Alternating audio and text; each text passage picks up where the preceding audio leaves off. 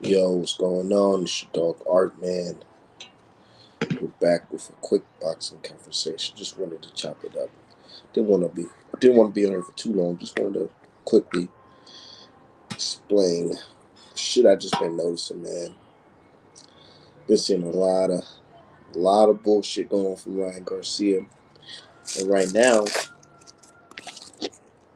this thing is on Twitter talking crazy to Carissa Shields, man. Like he's really been talking crazy to a lot of black athletes. If y'all noticed that. He's been talking to a lot, real crazy about a lot of black athletes and just black professionals in general. Like, I don't know what this kid's doing, man. But yeah, even some bullshit for last night, man. Look, said what's good, Art. Teofimo fighting the taxi driver last night. It was a clown show, and the fight was not sold. Yeah, man. A lot of people coming to realization about Teofimo Lopez. I've been calling this shit for years. Decent fighter, but he's simply just not that guy. Just to simply put it, he's just not that guy.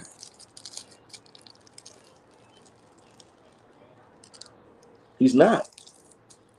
And I'm not saying that, oh, he should go, off himself or some shit like that. No, I ain't saying that. I'm just saying, like, some people got it, some people don't. And he just happened to be one of the people that don't got it. You know what I'm saying? Shout out to my dude, Shelton. Shout out to my dude, Jake Grant Jr. Yeah, Teo, man, like, I just seen a video of him after the fight, post conference, man. That nigga look crazy. Steve Claggett. He cladged the fuck out of motherfucking T.O.'s face, man. That T.O. face, he was lumped up. That nigga was looking like motherfucking Will Smith off a hitch. Like that nigga got stung by a bee or some shit. Like, god dang. God dang, T.O. What happened to you, man? But a lot of people come to realization and like, yo, T.O., he just simply isn't that dude, man, for real. And that's just it. Like, man, hold on. Like, I can show y'all. I can show y'all better than I can tell y'all. Like, you gotta see, dude. He look fucked up. He got fucked up out here.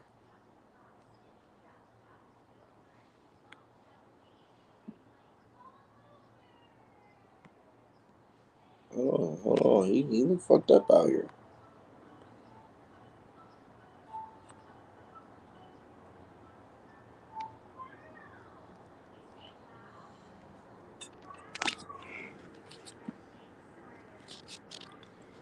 Look at this shit. Man, look at that dude face. Lord.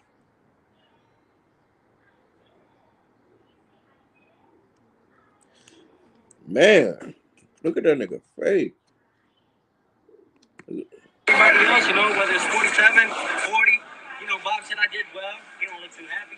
Fuck it. I don't care. Like, I'm your only last star available. That's it. You just gotta deal with it. You know what I mean? You gotta deal with it. I am the best. I am the best. Forget the rest. I don't care. I'm here to fight. Like, let's make a fight happen. I don't care how I look. My hand is gonna get raised at the end of it all. I don't care. But I needed that. I needed this a lot, And for everybody else, whether it's 47, 40, Bob said I did well. He don't look too happy. Fuck it. I don't care. Like, I'm your only last star available. That's it. So you just gotta. Damn.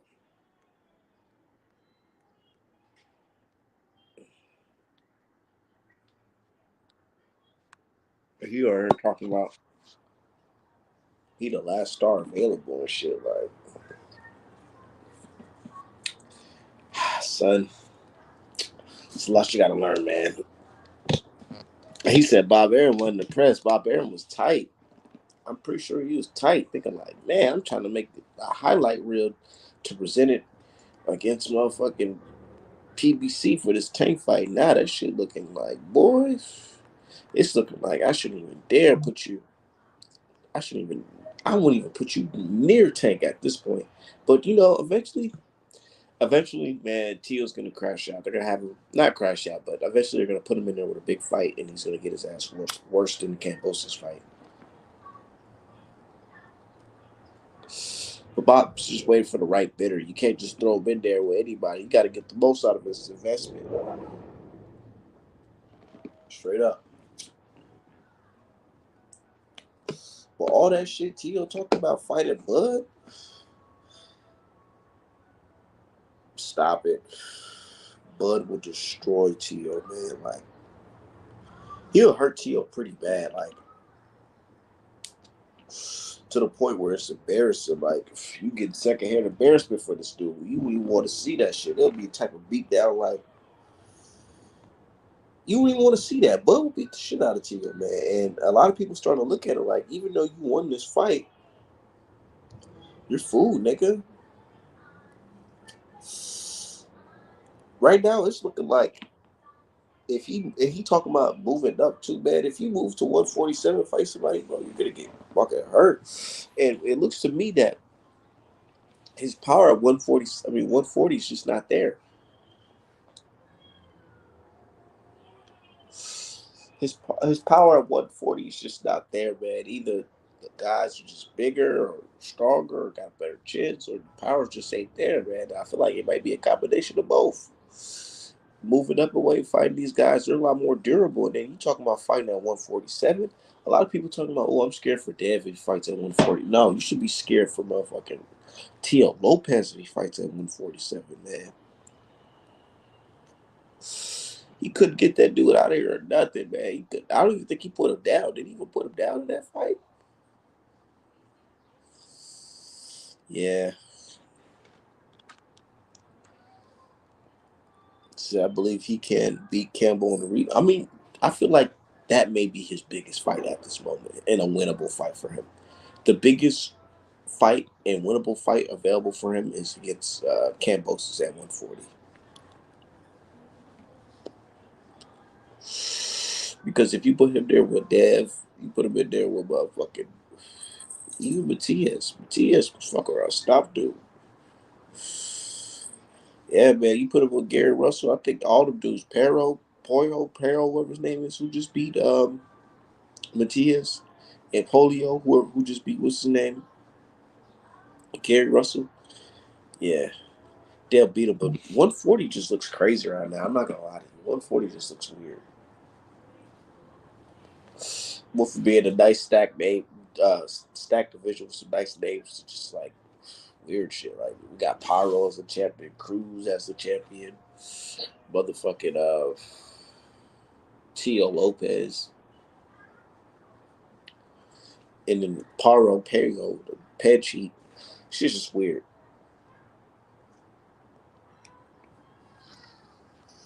Said he beat Josh Taylor, but Josh Taylor will give him credit for that. He's just not the same. And look, a lot of people, I would keep it 1,000 on that Josh Taylor fight.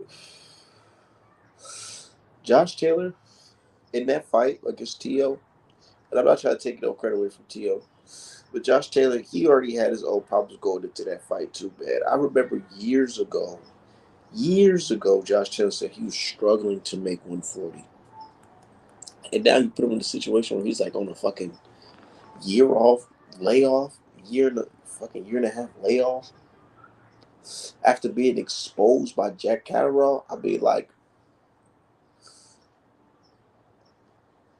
look at him. Tio, I mean, Jack, not Jack, but Josh, he was already exposed prior to that fight.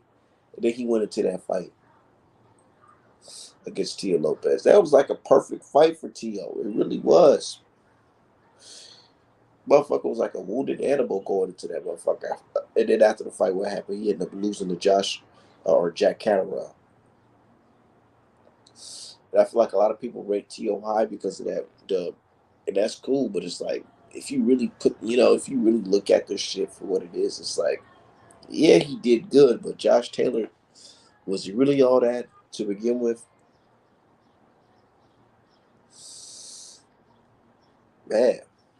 But now they're saying, oh, well, Tio fights off his based off his competition. And it's like, nah, dog, I'm not trying to hear that. I'm not trying to hear that. It's always something.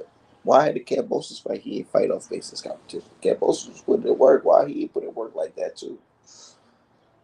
I don't know, man. We talk about flukes. Nigga, was Lomachenko versus Teo a fluke? Because now people looking at him like, damn, dude. But honestly, I don't think nothing's changed for Teo. People talking about this version of Teo. We even seen him have a hard fight against that one Asian dude, Nakatani, like a while ago. Like, so everybody acted all surprised to Teo looking like this. I'm like, nah, I don't think we should really be surprised. I just feel like we just overrate him. I think Teofimo Lopez is a good fighter, but he's just not on the level of like a Shakur Stevenson, a motherfucking Javante Davis, or even motherfucking Keyshawn Davis. If we being real, you put Keyshawn in there right there. Put him in there with him right now. I guarantee the favorite being Keyshawn. I bet you, I bet you Keyshawn be the favorite. I bet you he'd be the slight favorite because T.O. he's just not that guy no more, dude. Like, not even just no more. He's just not that guy in general. But he's a good fighter.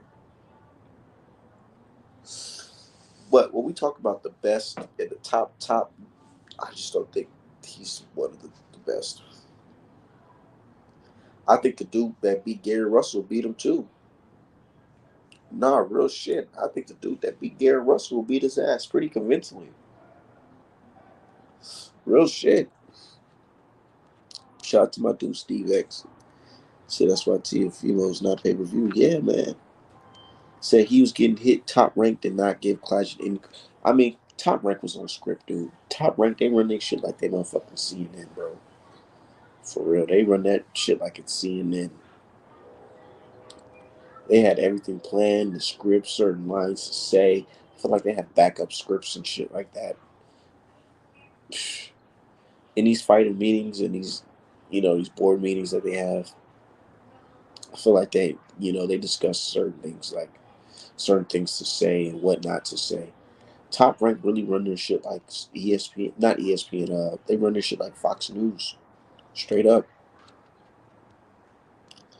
But yeah, shout out to everybody in the motherfucking chat. Said Tio's food, shit, man. That cab driver gave him some fucking troubles, man. He ain't let him go to his destination in peace. He was giving him motherfucking trouble. Said Teofimo needs to fight Keyshawn. He keep ignoring him. Yeah, that's a fight that needs to happen for him because it's like, bro, we don't believe in you. People don't believe you. And what Tio gonna do next? Try to fight another cherry? Niggas ain't gonna try to hear that.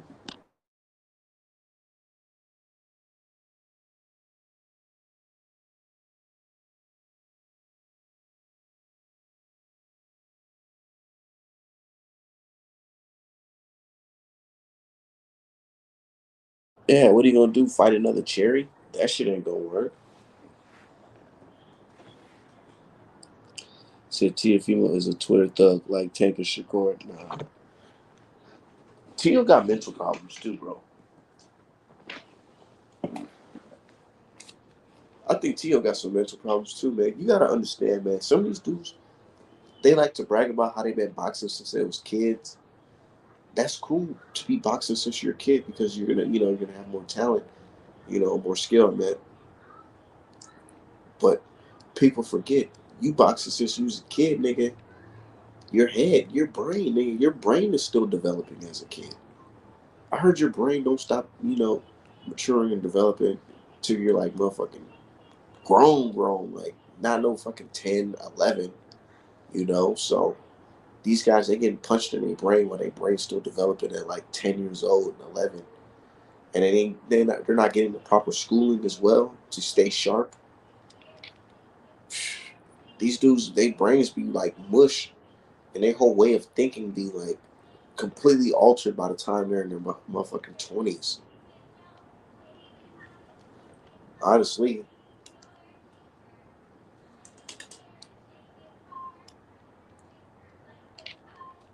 Niggas don't even know what to say, have no media training, no nothing.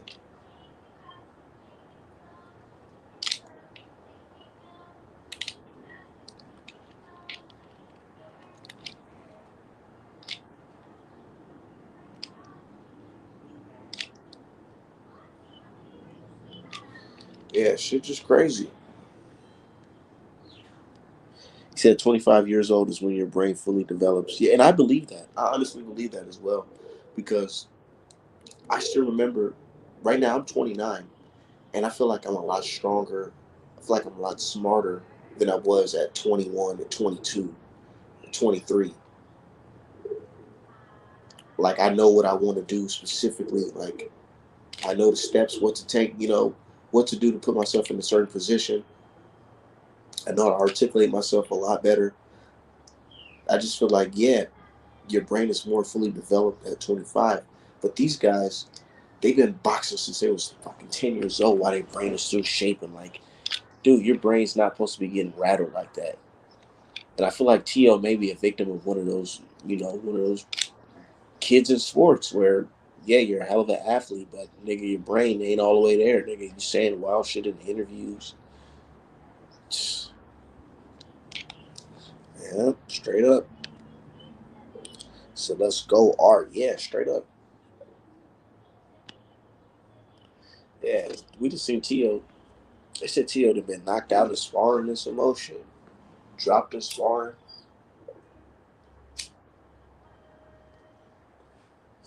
Man, and a lot of the times, niggas don't even be noticing, like, a lot of the time, boxers be getting hurt in sparring. Like,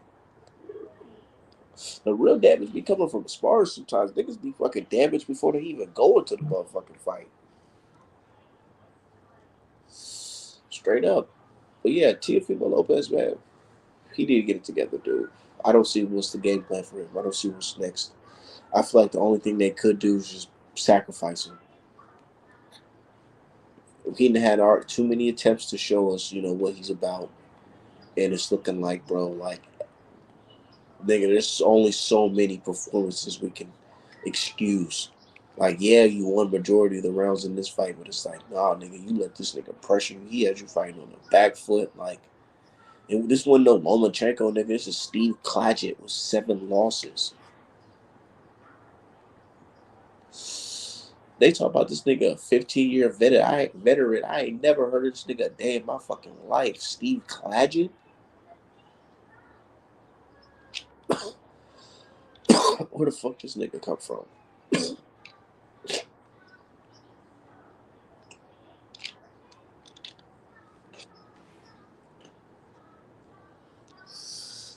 And then, big up chat. Shout out to my dude. She's good. Said Teo Lopez said Teo is easily distracted. Yeah, my dude Michael Bay said Teofimo is drunk, drinking problems like his father, Teofimo Senior. Probably said Teo is easily distracted. Yeah, real shit. He's worried about the wrong shit, man. Definitely. Him and his man Ryan Garcia kind of remind me of each other. They both be saying like some weird asinine shit, but I guess people like the way Ryan Garcia looks better because they let him get away with a lot of shit. They be crucifying Teo. They be crucifying Teo. A lot of folks is jumping off ship. But it is what it is. A lot of boxing fans fake as hell. They was rocking with him when he beat Lomachenko. Now they looking at him like, you know, we rocking with Bam now. We don't give a fuck about Teo. You remember when Teo used to be the young dude that was coming up in boxing? Prospect of the year. Goes out there and beat Lomachenko. Like, dude, he had a little moment. He had a moment. Niggas was really believing that he beats Devin Haney and Ryan Garcia and Javante Davis. They was calling him the man. How quickly does the hype end, man, when these fights happen? For real, man. The fights be the real truth tellers. That's why I love when these guys fighting, man. Stop that on the shelf shit waiting a whole year to fight. Like, We gotta see what you look like consistently, nigga. Straight up. And what we've been seeing from Teo of late is, nigga, like, you can't compete really. Like, we see why you picking the Steve Clatchets of the world. Let that be Pitbull Cruz, nigga. You probably going to sleep. Let that be Matias. You go to sleep. You go to the hospital because you don't got no jab. Oh, and then one thing about fighting, since you're young, all these training camps and all that shit like that, it does a real toll on your body. So you never know what these guys' shoulders and arms are like. Like this nigga Tio can't even fucking hold up his hands to save his life. He's fighting this guy with his hands down. Some of these dudes may be having to hit either either niggas just don't have no skill for real, or they be so injured they can't even keep their arms up for real. It seemed like Tio, I don't know what it is. It could be either he has a hidden injury and he don't want to tell us that's the reason why he keeping his hands up, or he just truly lacks skill to know that.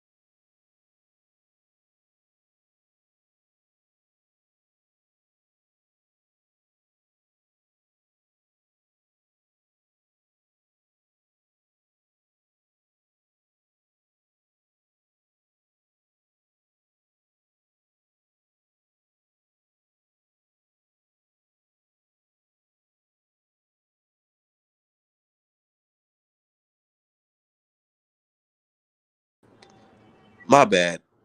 I had a phone call. Can y'all hear me? Say either the injury or he's just living and dying by his style. Like, yeah, straight up. That's what I'm saying. I feel like a lot of these guys, they could have certain injuries.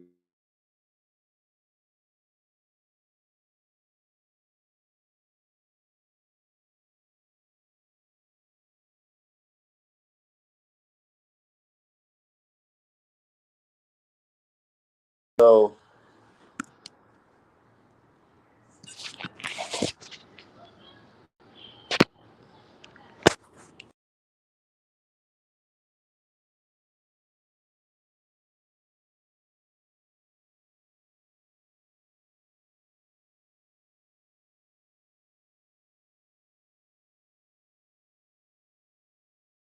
my bad. I got a phone call. It's like I'm always getting phone calls when I'm on live. I'm telling you, it's just crazy how that works. But yeah, look,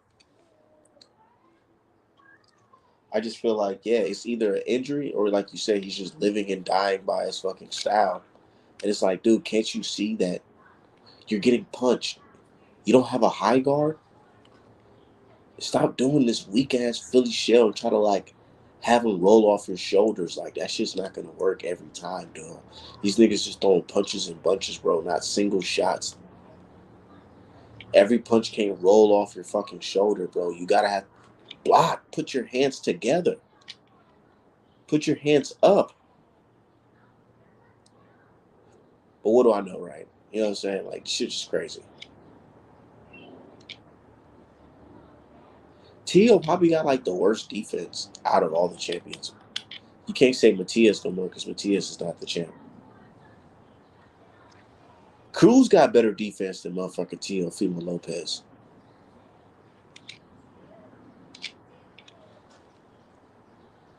Tio has no motherfucking defense. He really doesn't. And you said there's no drug testing for this fight. I mean, look, nigga probably can't even afford it.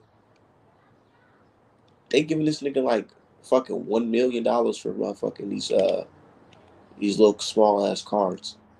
And then he probably paying his dad and some more shit. Trainers and all that shit. Yeah, probably can't even afford it for real. To get drug tested. And what does it matter, nigga? What he say? A nigga with 7 motherfucking losses, you supposed to be beating him, right? These niggas is crazy, man. This shit's crazy. Like, the whole Teofimo Lopez, his little aura, his little hype that he had, it's looking like that's just done. He's food. Somebody has to eat him. Somebody has to eat him. And Bob Arum, he has to serve him on a platter to somebody.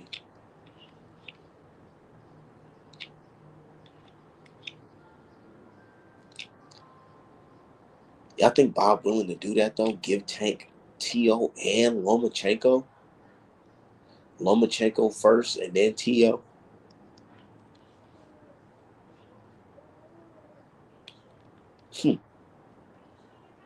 Yeah, I think it'll still be a big fight, Teo versus Tank, because at this point, niggas just want to see Tank knock somebody else. So, is it gonna, Teo, are you the next victim? Who's gonna be the next victim to get knocked out by Javante?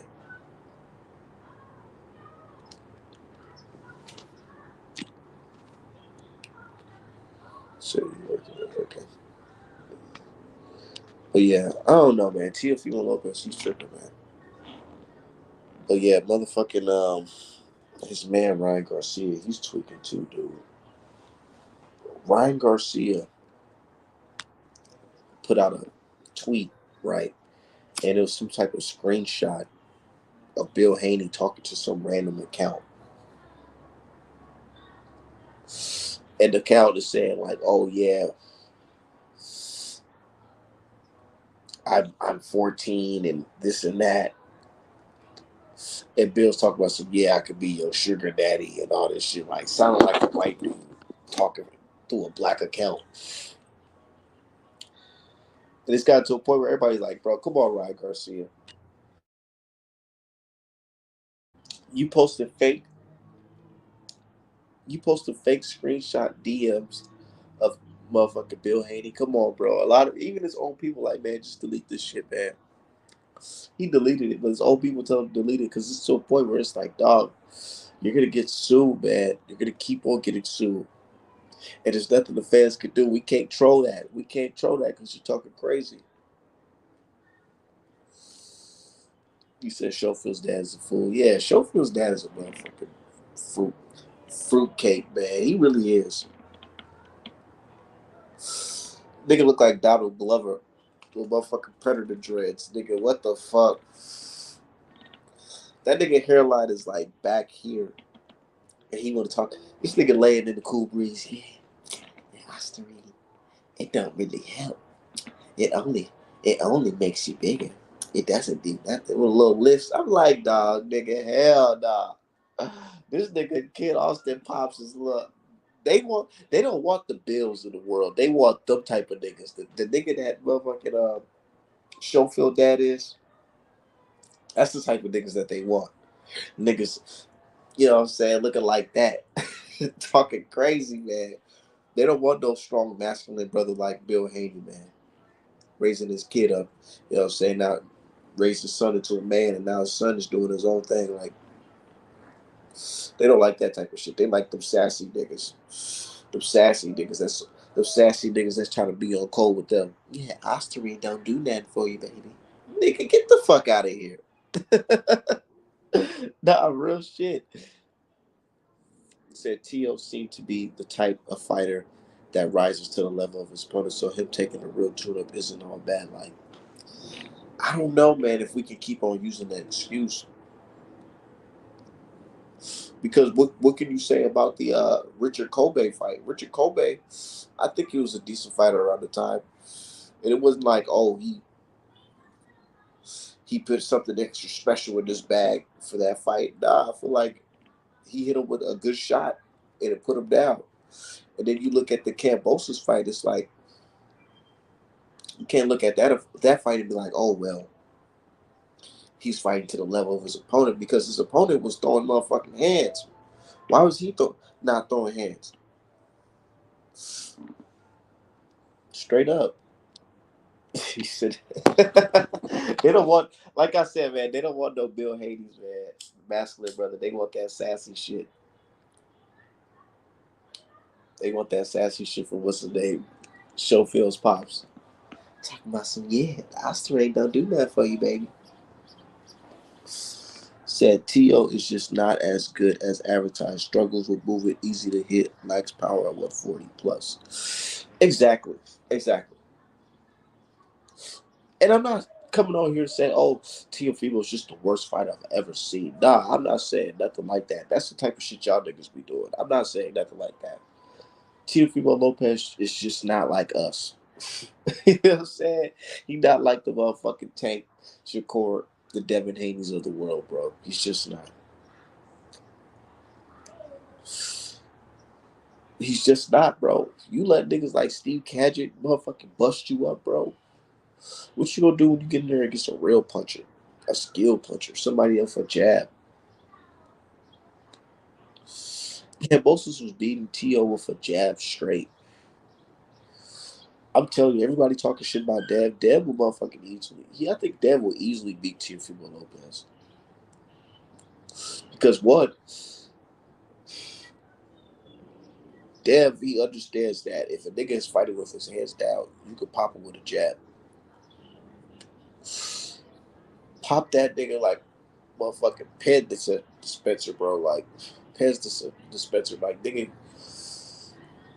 Teo has no fucking defense, bro. Like that shit was embarrassing. Like why are you trying to walk dudes down with your hands down? Like nigga, at least Tank when Tank approach guys, he comes up with his hands up like this. You know, he's trying to catch some shit so he can jump in. This guy Teo's literally just like trying to move his shoulders and trying to catch punches on his shoulders. Like, bro, like you're not that good. You're not that guy. I don't know who taught you this shit. Who taught you this shit? Like, you have to keep your hands up if you're trying to approach somebody. That's how he got dropped against Kambosos. He literally approached Kambosos with his hands down, and Kambosos said, jab right hand, put him down. He picking himself up from the fucking canvas. Like, what are we doing here? Good fighter, but not as special. Not special. He's not like us.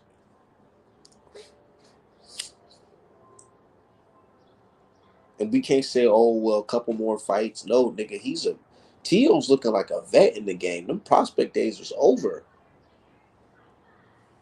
They was calling him prospect of the year. Years before COVID. Like, nigga, he's been in this game for a little minute. Teo's looking like a young vet in this game. And one thing he can hang his hat on is he's a multi-division champ. He could say that. He beat Lomachenko. He could say that. He could definitely say that. Say I beat Josh Taylor for a belt too. Like, but just the fights in between, after that, I'm just getting my ass kicked. That Jermaine Ortiz fight, like, I ain't gonna lie, I was caping for Teo a little bit during that Jermaine Ortiz. Because I was saying, like, I understand, like, yeah, you know, you gotta, me personally, I was always taught that when you're fighting a champion, you gotta completely outclass that champion or beat his ass convincingly. And I didn't see that from the Ortiz fight. But I didn't see nothing from motherfucking Teofimo Lopez either in that fight. I didn't see him throwing anything really that was landing and sticking. So it's like, damn, like, I see why niggas are saying that you robbed him. I understand that. Most definitely. But it's like, man, if you can't get past guys like this, imagine fighting Gervonta Davis. Gervonta Davis will beat the shit out of this nigga, man. No rehydration clause needed. Real shit. Said it really was to take over for a while. Yeah, he did his thing. He did his thing at one point. I would say what? What year was that? 2019? 2019, yeah, he was the man. 2019, there was a couple niggas that was the man in 2019. He was one of them, definitely. And that's why that Devin Haney fight, that shit was looking. It wasn't supposed to be no Devin Haney versus Kambosos, bro. It was supposed to be Devin Haney versus Teofimo Lopez. His career just went downhill after he fucking ducked. Yeah, he beat Josh Taylor after that. I feel like that was a little bit of alley oop from Top Rank. But anyways,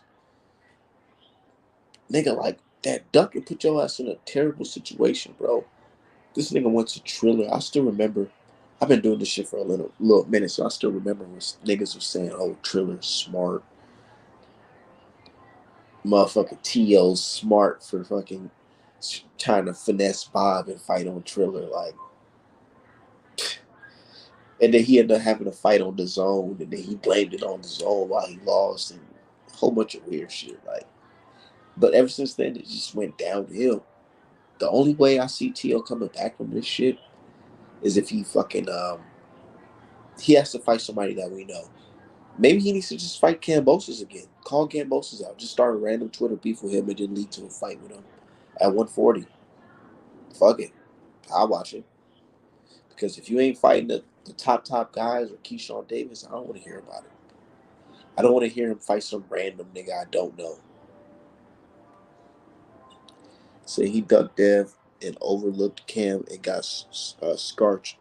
He hasn't been the same since. Yeah, that took all his confidence away. He was talking mad shit. And he went in there, nigga, it had a terrible, terrible, terrible, terrible, terrible, terrible weight cut. He went in there and got his ass cut. Definitely.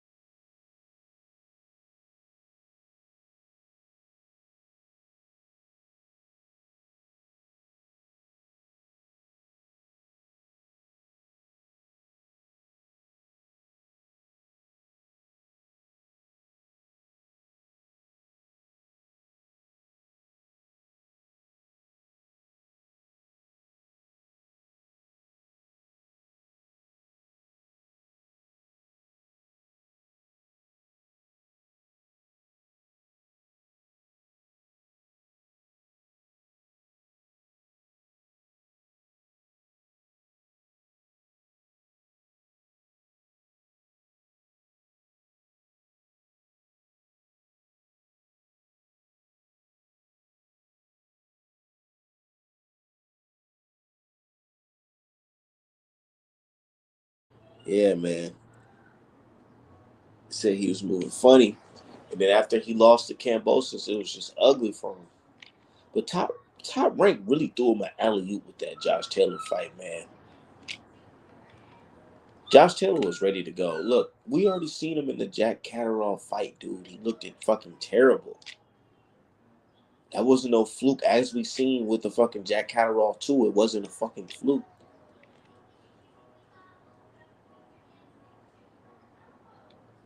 Straight up.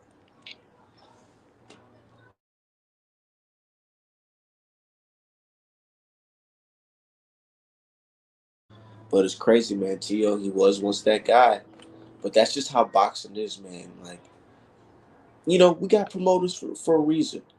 In Top Rank, they promoted Tio to the best of their abilities. But it's not, sometimes it's not just about the promotion. You got to put in the work too. You got to put in the work. You got to put in the fucking work. Like, see, guys like Anui, right? Yeah, they promoted the fuck out of Anui and all that shit. But he's actually putting in some work. Not saying that he's fighting just the top notch best competition, but he's actually knocking niggas out, beating these guys. Even if they're fucking bums or whatever, he's knocking them out. This guy Teofimo Lopez is going to fucking war with bums. Going to war with these niggas.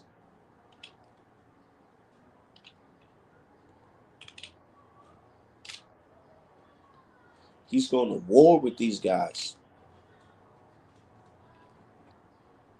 Am I lying? Meanwhile, Anui is knocking niggas out. Teo's going to war with these. Why are you going to war with bums? He talking about Bob Arum was mad about his performance, like he don't care. Like, what you mean you don't care, nigga? That's your boss, nigga. That's like being at a job and your performance, like, I mean, not your, yeah, your performance, your numbers is low for the company. Let's say you worked at like a telemarketing job and your sales and all that shit was just terrible. Your numbers were terrible and your boss is upset. And you're just like, oh, so what if you're upset? I'm just going to do me. No, ain't no just doing me, nigga. Hell no. There's not just no, I'm doing me. You got to get these numbers up. And Tio's just not getting the numbers up, and his boss is upset. The boss is upset. He's not feeling that shit, Teo.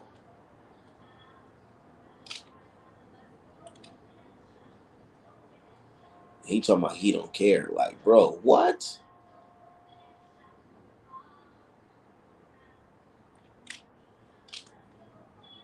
Teo is a motherfucking. He's a top ranked lifer, man. Didn't he start off with? He's never been with no other promotional company besides Top Rank. So yeah, man, like he has to do right by Bob, and Bob is too old to be seeing these half-ass performances from Teo. So he already looking like, man, he's probably looking at his exit strategy. Like, how are we gonna? How do we cash out on you? What's next?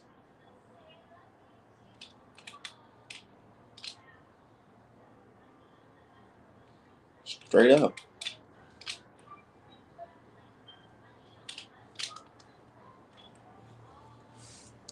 Shout out to my dude. Hold on, let me drop the link, man. Yeah, I just feel like he's disappointed because there's no way you can sell Teo. Like he's barely selling. He's having these mid ass performances. What's next for him? But you ain't gonna hear Bob Arum saying, "Oh, I lost a lot of money on Teofimo Lopez." You ain't gonna hear him say he could have bought a house.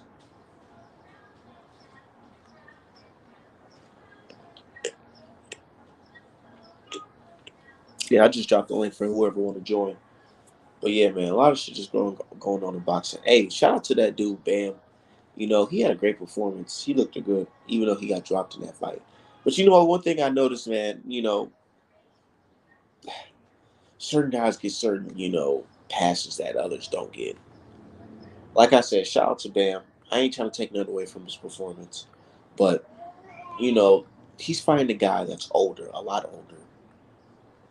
And then this guy coming off what, two year layoff? And they're like, oh well, this is a legend. Look how young he is fighting this legend. I'm like, yeah, that's cool. I understand that most definitely, and I still give him credit. I don't give a fuck because he still signed up to fight this guy, and he was once somebody that was top dog in the game. So him fighting Bam at a young age, I mean the age that Bam is, you know, I see no problem with it. But y'all not holding people to the same standards that y'all hold other fighters to, and I don't like that. I don't like that at all. Like y'all literally have memes saying Devin Haney is fighting senior citizens. And then you got a guy, young guy, around the same age where Devin was fighting these guys. And you're not saying, oh, this guy's fighting senior citizens. Y'all ain't saying shit like that. But you know me, I'm a real nigga. I ain't gonna hold that against you. This is boxing. You're fighting men. You know what I'm saying? Young, old. I done seen old people get their ass whooped. I done seen young people get their ass whooped by old people.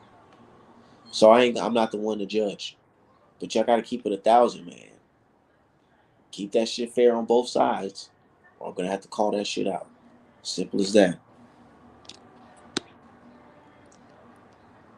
Said started a bad man too. Yeah, he was doing his thing, but you can tell the speed difference was just like too much for him. He coming in there rusty against a young nigga that's throwing angles and shit, throwing punches from different angles and shit. He just couldn't keep up. He couldn't keep up with him. And he was working it. Bam was working his ass. I like that shit. Turning over and popping it with a body shot. He thinking that you about to come up top. Psh, hell yeah. That's how you get it done. I like that shit. And boxing, people be looking at angles like that's just some super hard shit. No, it's really not. It's really not. And I feel like a lot of boxers need to add that to their game because if you don't, you fight a dude like that, you're gonna be looking crazy. You gotta understand that these guys are gonna be turning on you. They're gonna try to turn you and this and that. Can't just fight the regular conventional style of boxing. Gotta throw in some angles, man. That's how Mike Tyson was getting guys out of here. Because they think, oh, I'm just gonna fight you down the line. No, nigga, I'm gonna sidestep you and I'm gonna hit you with a fucking right hook from your left side. So Bam, yeah, he definitely did his thing. Estrada, I don't know if he should retire. He didn't look too bad, but he couldn't compete with the young dude. Bam, he looked special. But now people are calling Bam like the best ever, pound for pound, top, what I'm saying, top number 3. I'm like, I ain't gonna say all that now. You know what I'm saying? He's good, but I ain't gonna say all that. The reason why I'm not gonna say all that is because me personally, I just don't view the lower weight classes as like a weight class where you should judge this guy as the best fighter pound for pound. Pound for pound to me personally means that your style, you as a fighter, is so good that you can really go up from one weight class to another weight class and still be dominant, you know, beat top guys at their class. You know what I'm saying? That's pound for pound for me. Like you put anybody in there with the gloves against him from around 3 weight classes against this guy, and this guy, can beat all top guys in all 3 divisions. That's pound for pound, in my opinion. Not you beat one guy like this small guy at 110 and 115, and like who are these guys? Can you go up there and beat guys like a Noon? Can you go up there and beat guys like Tank? Hell, fuck no. Hell no. So say that best in the world talk for the other guys, the big guys.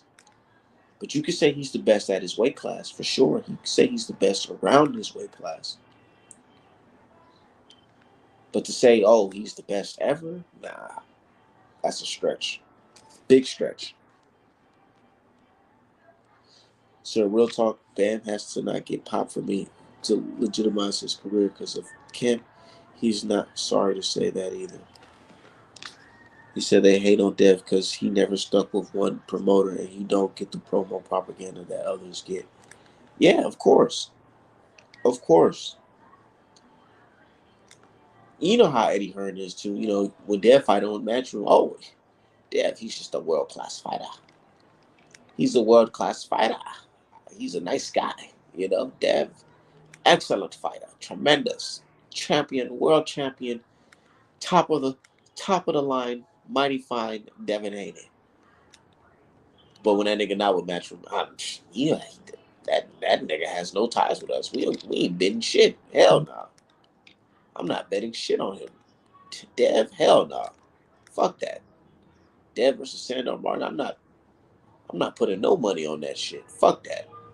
Cause he has no ties with us.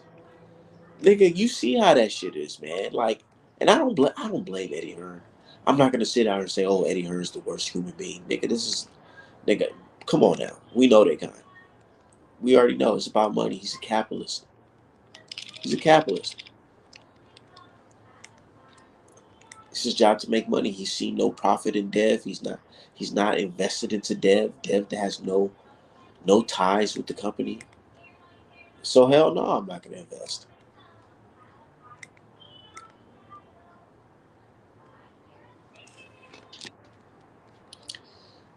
Said the way Matchroom sold him out was real slimy. Psh, nigga, they'll do that to any nigga, bro. I'm telling you. They'll do that to any nigga. Lord forbid anything happen to Boots Ennis, and he's not the same fighter, nigga. They'll kick that nigga to the curb pretty quick. There ain't no charities. There's no, you know, friendship in this shit. Like, come on now. If they could, they'll have these niggas fight to the death. Straight up. They used to do that shit. What does Pop say? We used to be the slave masters, the slave traders. So come on now, we shouldn't be shocked by the behavior of Eddie Hearn. This is light. Him selling out Dev is light. That's light. That's super light. This nigga come from a line of guys motherfucking cheating fighters out of their contract, giving niggas boxing 360 deals, nigga. If there's 360 deals in boxing, nigga, Eddie Hearn Pops was doing that. He was giving them the type of deals. And he admitted said it himself. So it's like we shouldn't be surprised by the behavior of Eddie Hearn. Said Eddie wants to lock Dev down. Yeah, he want to lock. Look, Eddie Hearn, he learned. He learned. Eddie Hearn gave Dev a shit ton of money early because they're trying to, you know, when you get a new company like that and they have all this spending capital and they're really green as fuck, they don't know. They looking at Dev. They looking like, oh, okay, Dev. He does have the talent. He's trained with the Floyd Mayweathers. He had the foot up when Dev was early on in the game. He had the Philly shell, everything. He's looking really promising, which is true because he went on to do big things. But at the time, he really wasn't. Dev really wasn't a name like that. But Eddie Hearn was throwing this nigga millions, millions upon millions to fight these random guys that's on the WBC list. To become mandatory for Lomachenko, the WBC belt. Eddie Hearn is paying this nigga millions and millions, and he's noticing that the return is not like that. And then, right when his name gets big, he jumps off his fucking script and fights on Top Rank. You know what I'm saying? Like, right after you invested all these millions to this nigga, he leaves you because he's a smart Negro. He has great lawyers. He understands contracts. So, nigga, you didn't pay him so much money and help him become somewhat of a name in the sport. He jumps up and fights on another network. Like, what are we talking about here, bro? Fights on another network while you build him up and spend all this money into him.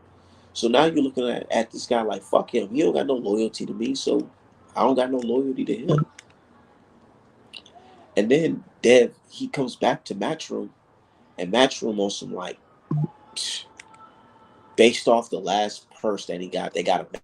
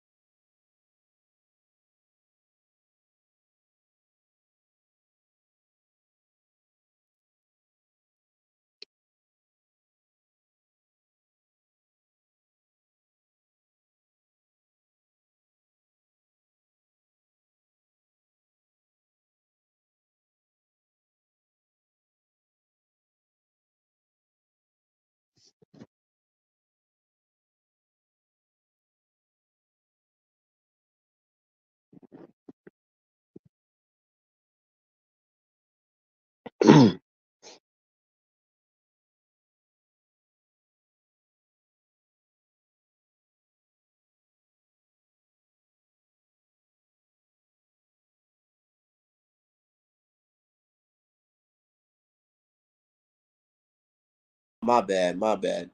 I got a phone call. Hold on. Let me drop the link. My bad, bro. Nigga probably thought I just ghosted him. Damn, I lost my fucking train of thought. I don't even know what the fuck I was just talking about. Oh yeah. Dev helped put the zone on the map. Yeah, he really did. It kind of was like a mutual thing, but I'm not gonna lie. The zone was overpaying Dev. They're giving him a lot of fucking money, a lot of money. And the Dev jumps on motherfucking top rank, has nice fights, successful fights. So all this shit about Dev doesn't sell and all that shit, get the fuck out of here. Get the fuck out of here because that goddamn fight with Cambosis, that shit did nice numbers, and the motherfucking fight against Lomachenko as well. And Lomachenko wasn't even trying to fucking sell the fucking fight. Who was if that fight did nice numbers? Who the fuck was selling that fight? Lomachenko.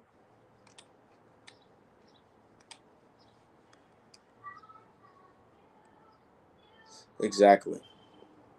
But yeah, we back. We back definitely. Yeah, man.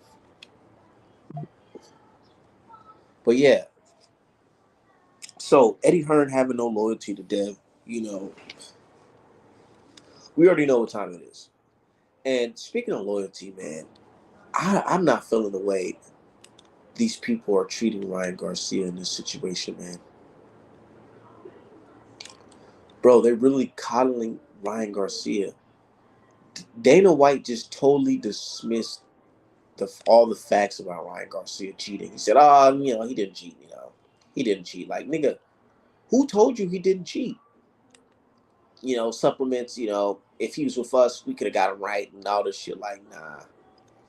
Basically saying, nigga, if you would have come onto our platform, nigga, we'd have made sure we'd have swept that fucking drug test shit under the fucking rug. That's really what he's trying to say. Dana White, he's a fucking snake. He tries to talk to all this shit like he's just, I care about fighters and I care about.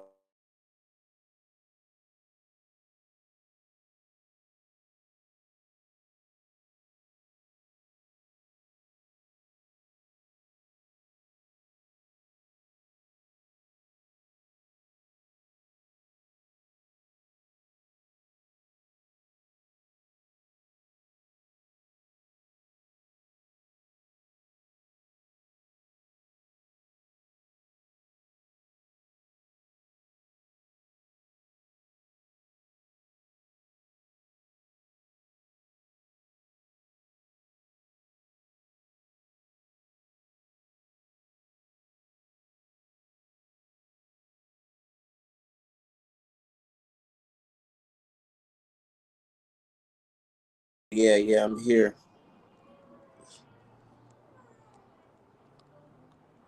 Yeah, but this shit with Dana White, man, just making excuses for him.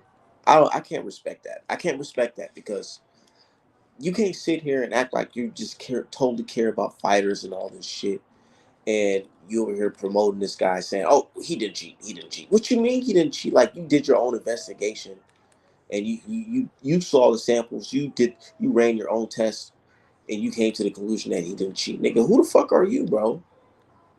But it is what it is. It is what it is.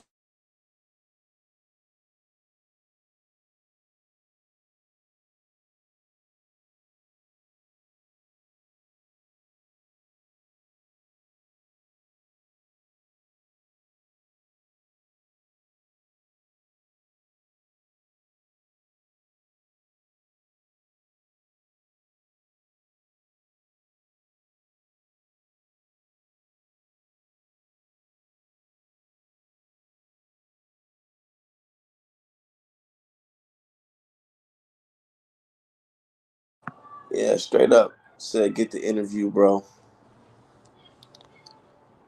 Uh, anybody can join the stream. I ain't tripping. If you want to join the stream, I'm not tripping.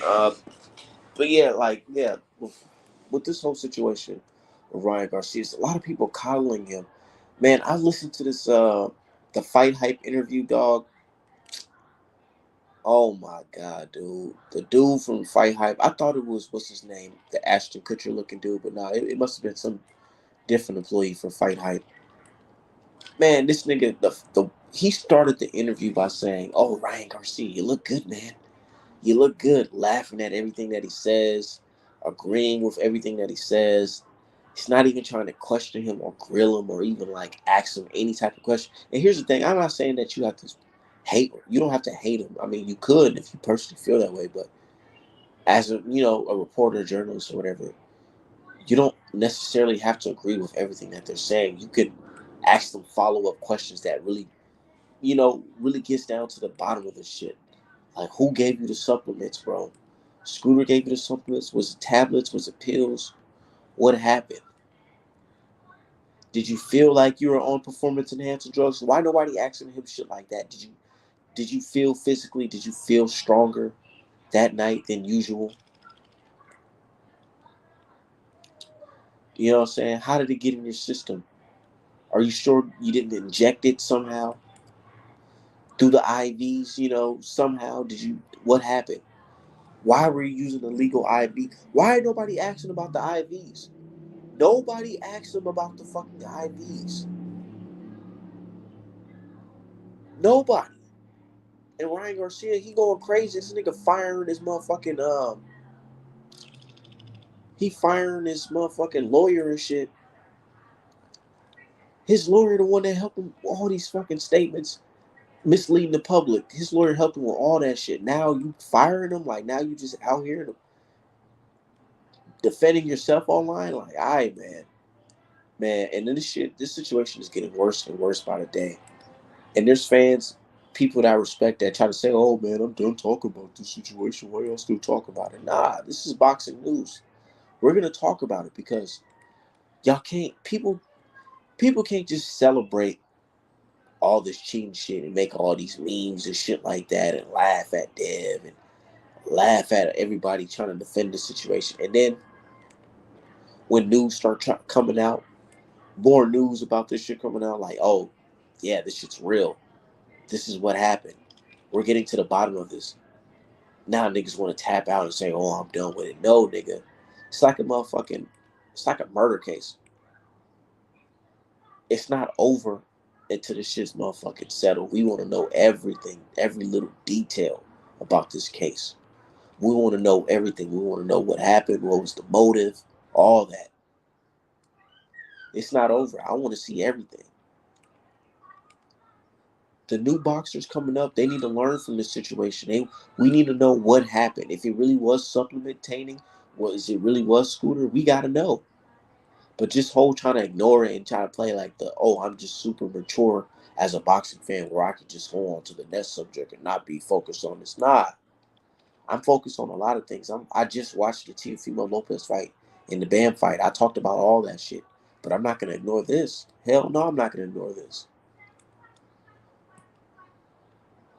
Why would we ignore what the fuck is going on in this sport? We have two superstar boxers, and you can say, "Oh, they're not stars" or whatever. You can say whatever, but when it comes to boxing, people know these guys. We got two boxing guys going at it in legal disputes over a fight that happened in April because some guy was on performance enhancing drugs that he blamed the Illuminati for. Nah, nigga, we gonna talk about this shit till this shit is over, completely over, straight up.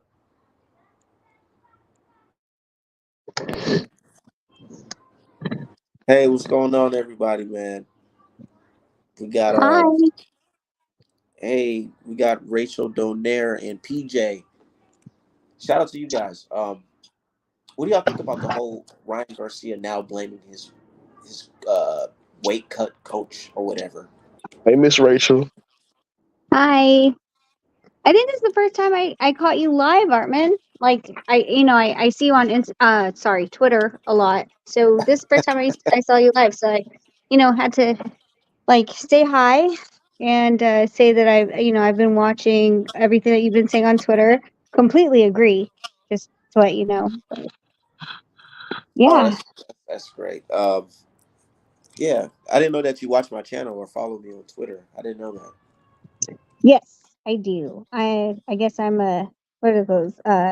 Twitter ninja. I just watch what everyone's saying, and like I feel like at this point, like it's been a weird space. Like, to be honest with you, It um, has. It really has.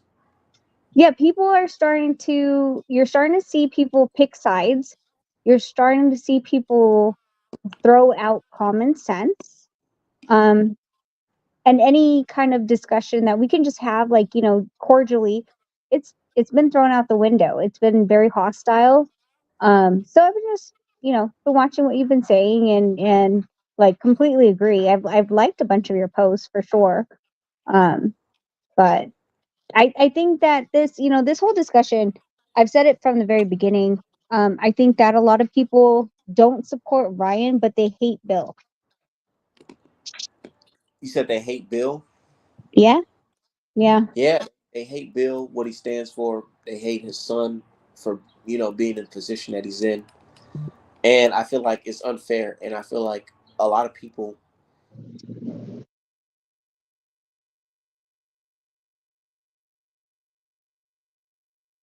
Artman, I think you muted yourself.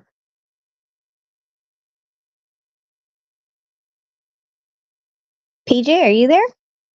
Or is it me? I'm here. I'm Okay. here. I think you muted. Yeah, I think you muted yourself. Yeah, I think, yeah, it was okay. I was just checking. You never know with this, the internet. All of a sudden, like, you think that you're in a conversation and then it goes blank. Yeah, I think it's Wi-Fi messed up, man. I ain't gonna lie.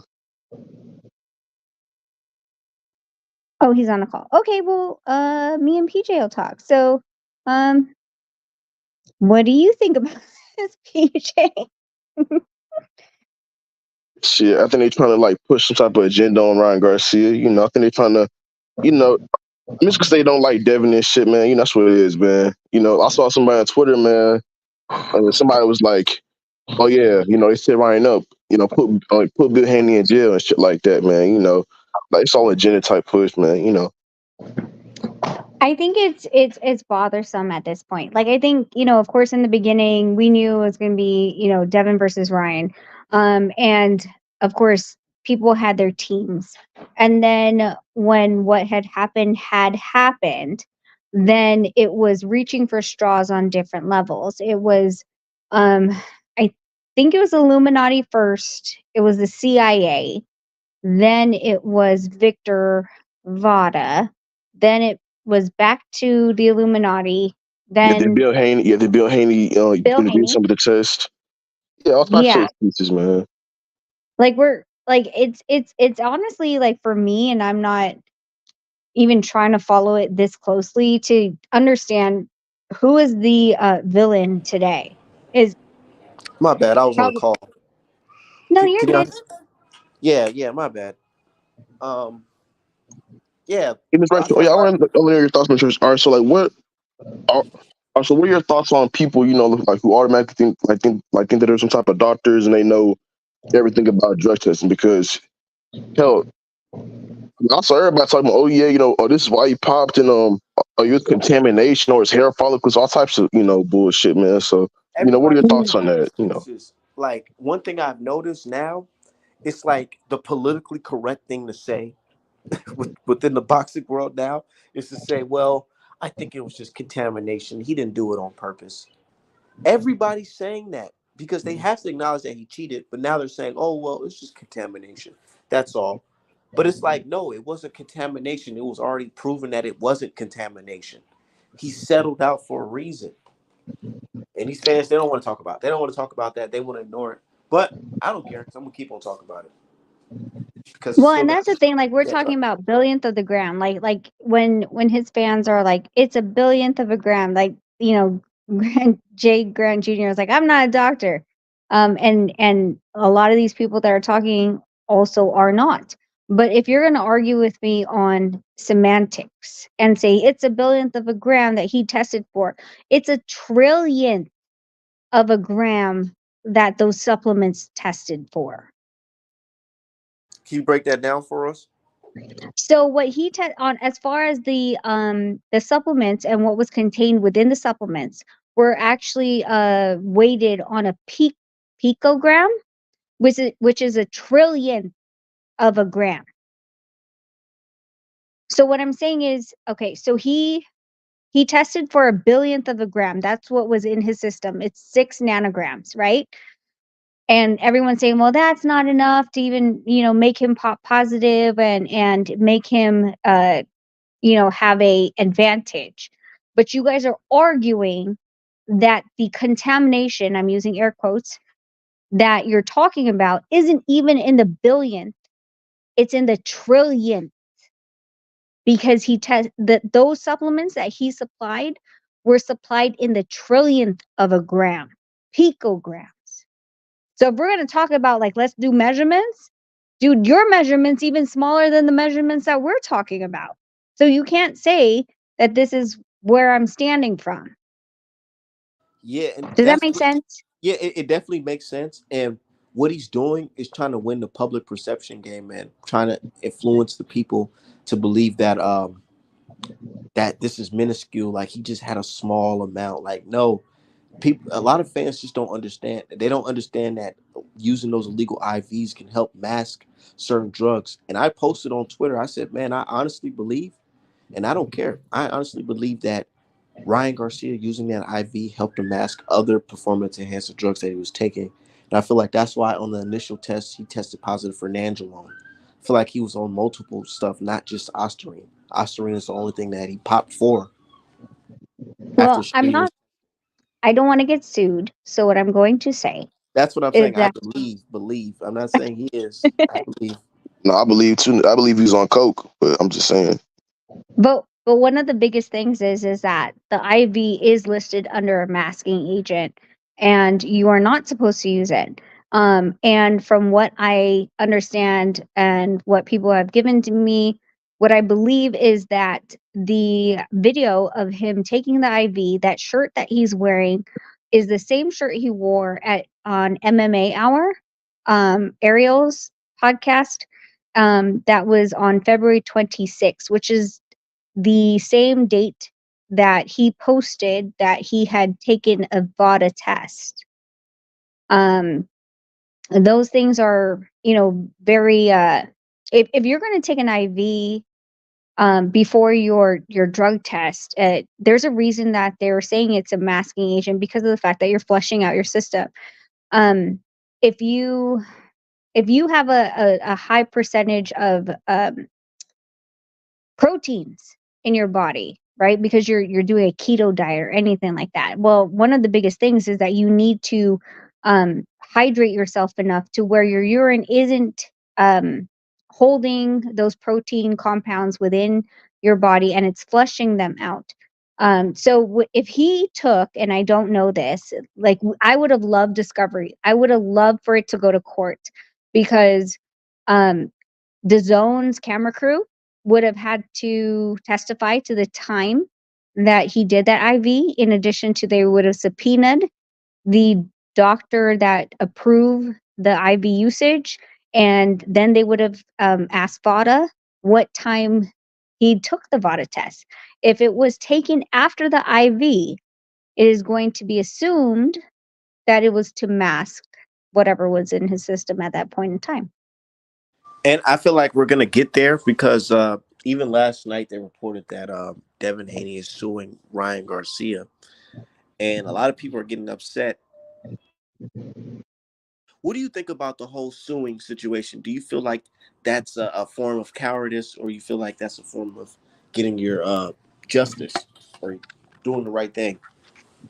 I think that Nonito would not approve of it, but as a manager and a head trainer, I'm going to protect him. There's numerous situations that me and Nonito go head to head, and I feel at this point that telling or providing a situation or an example to the public that all you're going to do as a world class athlete at this point, with a positive drug test, and not putting out what you listed as your supplements, etc. All you're going to do is 1 year. Most of these fighters only have, once they become in world champion status, 1 to 2 fights a year anyway. That's really not a thing. It's a vacation. So I would do it because of the fact that I don't feel like the commissions are really putting their foot down 10 toes, because of the fact that we have to understand that the commissions do take a percentage of the gate. And so they won't be as hard if they see the upside of allowing you to fight within their state again. Okay, okay, that makes a lot of sense. Definitely, me personally, how I feel, I'll bleed them dry. I don't care. I don't care about sympathy. I don't care about all that. Once you wrong me as a person, as a fighter, like you cheated. You went against the rules, man, to beat me. And ain't no telling what how Devin's gonna look after this. Yeah, we can have high hopes and think that he's gonna do well, but ain't no telling. After taking that type of damage from a ped user. So yeah, I'll take everything because what if he doesn't come back and I'm not getting paydays like that? I need some cushion money. So we're gonna we're gonna take everything that you have. That's how I feel, honestly.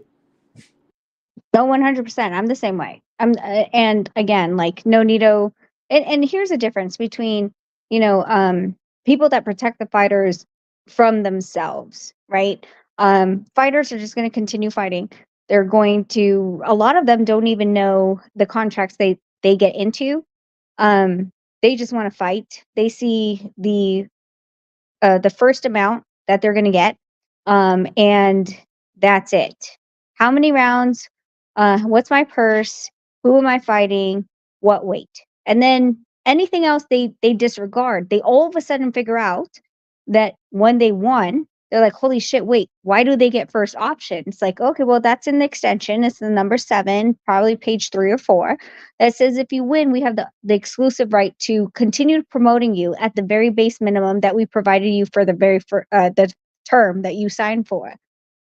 And Nonito, for the very best of him, was just always like, I just want to fight. And we've gone head to head. And I was like, just give me 4 more months. Let me work this out. Let me get more. Let me get more. And for the best of him, he's allowed me to be that person for him. But let's be honest, I don't think that a lot of these fighters, especially the younger ones, know who to trust. And I think we are seeing this at this point. Ryan Garcia had fired Lupe. He's fired his head of security. um, he brought in Scooter. I'm sorry. If I'm going into a big fight like that, I'm not bringing someone that I've never met before in my life. I'm not taking anything from him, as far as supplements, things like that, injections, anything like that. And I'm not saying he did, but anything that he's giving me that I never did before, I'm never going to take it from someone I just met less than 11 hours ago.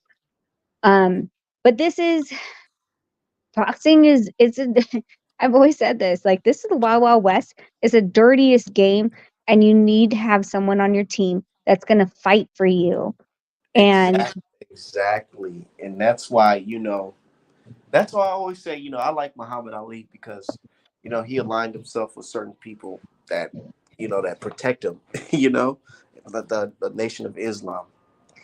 Because, this is a dirty game for real. There's the mob, there's sharks, just in general, trying to come at you. And these fighters, I feel like they're just not hip to certain things. Like you said, they go into the fight game thinking, oh, I just want to fight. Well, you're not knowing that, this guy, he's talking to your promoter and he's trying to get involved as well. It's just a lot of crazy stuff that happens behind the scenes that I'm pretty sure that you know more than me about. But what do you think about the whole how the media is treating Ryan Garcia? I think the media that is behind Ryan and the ones that are very outspoken about Ryan are only doing it for clicks and views, because if you decide to argue them on point for point, they can't.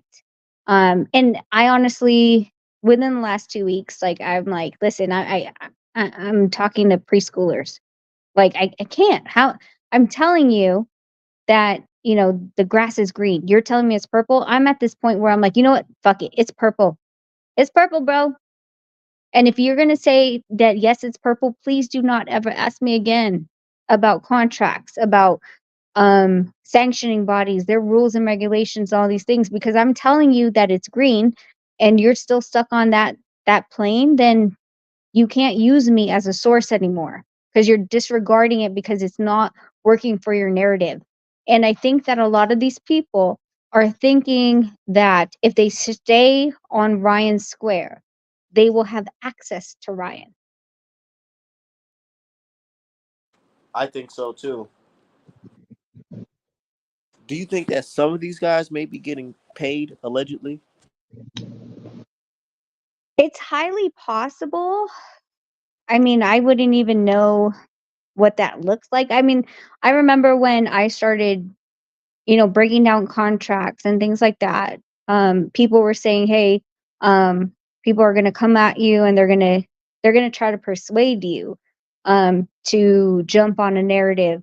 And there were offers, different promoters and things like that. They were like, "Hey, we don't want you to talk about us this way. Like, we want you to pump up." And I turned all of them down because I don't like being bought. So. Um, it's highly possible because if you look at the metrics and how many views you have and to actually make money on YouTube. I have no idea about Twitter, how much you can make on that kind of space, but the fact of that YouTube is monetizing based on views and what you're really trying to push, the agenda you're pushing, and and Artman, and you will get your credential banned if you are not agreeing with a promoter. Oh wow. You don't know that? I'm pretty sure, but that's the thing. A lot of these guys, you know, they want to get into that field. A lot of these guys from Twitter and social media, they want to get into the field of being, in media. And I feel like that's why they're following certain stuff now. If you it so the media, I don't know what you call them. The media diggers, I don't know what you call them, but basically what happens is when you submit your credentials, these people have a team of people that look through your all of your content, Twitter, Instagram, YouTube. And if you start to say anything bad about the promotion, all they have to do is deny your credential, and there really is no appeal process or anything like that. It's like they want to have people that are going to speak highly of your promotion. So you'll see people that will be credentialed as far as PVC and not credentialed in top rank, or vice versa. And I've watched it. Of course, I'm not one of them because my credential is based on Nonito, but I've seen people that I've talked to in YouTube that, they're like, "What the hell?" But I was like, "Oh, bro, did you just say this promoter was lying about this, or that their promotion sucks or anything like that?" And they're like, "Yeah, well, I did it like 2 months ago based on this promotion." I'm like, "Yeah, well, they saw it, and that's why you're denied." And folks getting paid out here for it. They getting paid on the low. It's Sorry, Yeah, what? crazy. that's yeah. I've heard something like that before. Can y'all hear me all right? Yep. Yeah, I've heard something like that before, where where these guys get their media credentials snatched or stuff like that. But yeah, I really don't care about that type of stuff. Me personally, I just get on YouTube to talk about boxing and promote my t-shirt company, artmanapparel.com, for the best boxing merch in boxing. Yeah, that's what I do. These guys, I'm starting to see a lot of my peers on Twitter. They're trying to get into this boxing media stuff, so they're switching their narratives and trying to play, Ryan Garcia didn't cheat, that narrative. And I feel like it's just corny. Overall, it's super corny to me. Super Shit corny. crazy. Well, listen, That Armin, shit like crazy, bro. if I'm gonna be honest, like, okay, Haney's are suing Ryan. Ryan wants to sue the Haney's Victor Vada. I'm honestly on this point where, Ryan, why don't you sue the person that you said tainted your supplements? First of all, Ryan didn't name him. I knew who he was because he came up on another platform. I think about 2 weeks before Ryan. No, 3 or 4 weeks before Ryan even said his name. So it was about the time that Henry called me out by my name, and I confronted Henry. And there was another individual on the panel that asked him, "Did you work with Scooter?" And Henry denied it. So we fast forwarded, and Scooter came up on a panel I wasn't on, and then he continued to say how he was the cut coach and et cetera, et cetera.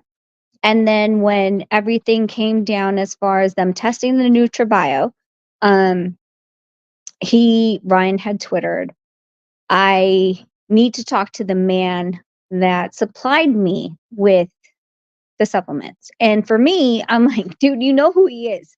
His name is Scooter. Um, Honig, just say his name. Why won't you say his name? You've said everyone else's name at this point. Why won't you? And if this is the person that has supplied you with these things, wouldn't you sue him? If you drugged me, Exactly. bro, if you drugged me, I'm coming after your ass. Blaming Scooter, Scooter might sue him. Hmm. Hey, I'm hoping for it. I'm honestly hoping for it. I'm And that's why I actually got my popcorn, Wait, because hey, a lot Miss of people. Rachel. Yeah, but go ahead, cook, brother. Wait. So, all right, what exactly did Henry Garcia tell you again? I'm sorry. What did you say? what about Henry? So like, what do you like tell you exactly like on on a show or something like that? Like, what do you tell you? Because I think I didn't hear you. I'm sorry. No, so it wasn't um so I mean I think this is common knowledge now. Henry texted Nonito on Instagram. We don't know him. And he asked Nonito to call him because he wanted information on Vada and Victor. And Nonito, out of the best of him, because it's Nonito, called Henry back and talked to him about Ryan's camp. We kept that quiet because this is not a fight that we're in. So we just were like, okay, we'll listen to you. We'll, tell you things, and it's up to you. And that was May 4th or 5th. That was around the Canelo fight. And then Henry came up because he realized that I'm putting out content that is directly combating Ryan's stance. And I'm not tagging Ryan, but I'm like, listen, this is how you do a VADA test. This is, all these things. And so the next thing is Henry came up to another live, and he was like, and I don't know what the fuck is wrong with Rachel. She's not a doctor. She should shut the fuck up. Nonito called me the other day, and I thought he was going to talk about his wife. Okay, first of all, my husband ain't going to call you and talk about me. And let's be honest, the only reason he called you is because you asked him to. In that conversation, there was another individual, I think his name was Casey, I don't know his last name, but he asked Henry, did you work with Scooter?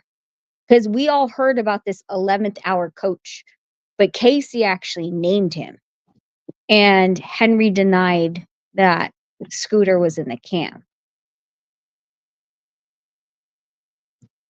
Damn. So, yeah. So then Scooter came up, I think 24 or 48 hours later, and said, "Hey, like, I've never worked with the Garcias. I was actually sick. I was called on Wednesday. I came in on Thursday at 8 p.m. Blah blah blah blah blah. Had to cut, I think what he said, like from 55 or 56. They moved to 47, and then 43. They hit a wall. And he said about the supplements, and this is before they tested the supplements, et cetera, et cetera. Then then Henry was betting on the B sample being negative. That worked against him. And then it all came down to Scooter. And from what Ryan said out of his own mouth, is that Scooter sent his lawyers the supplement, and we, quote unquote, sent it to VADA. So it didn't go from Scooter to the Vada lab to be tested. It from according to Ryan, it went from Scooter to his lawyers, Ryan's lawyers, and we sent it to Vada, an unopened an opened container, unsealed.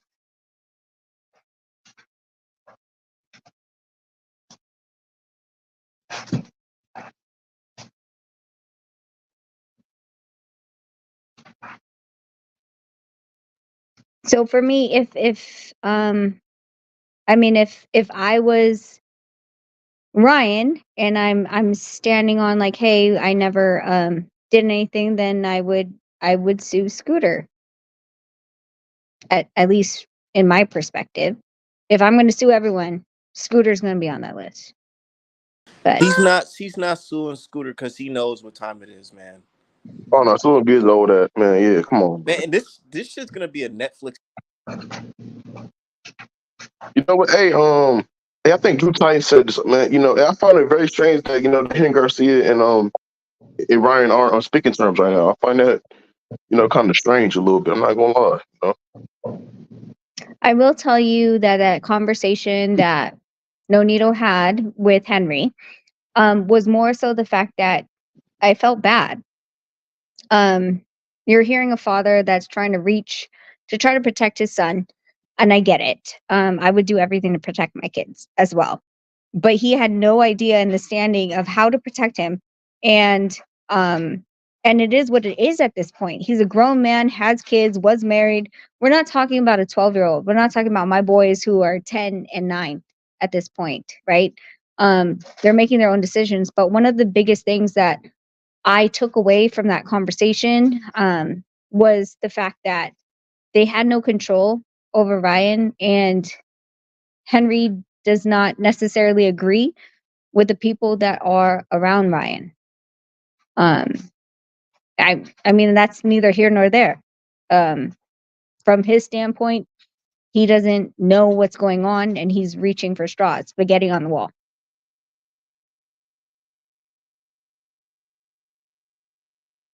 Say he sprinkled that Ostarine in the bottles and sent it in. I mean, let's Man, be honest. Like two different manufacturers testing positive for Ostarine.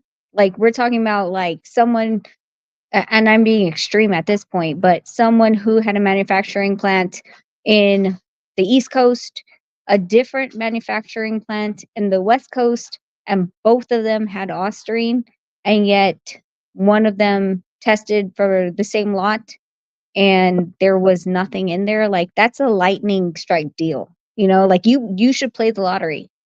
You might hit it because that's the type of luck you would get with having two different manufacturing companies um having the same thing that you were So you're banned. saying you don't believe the Illuminati spiked Ryan Garcia's test and Bro, got him done?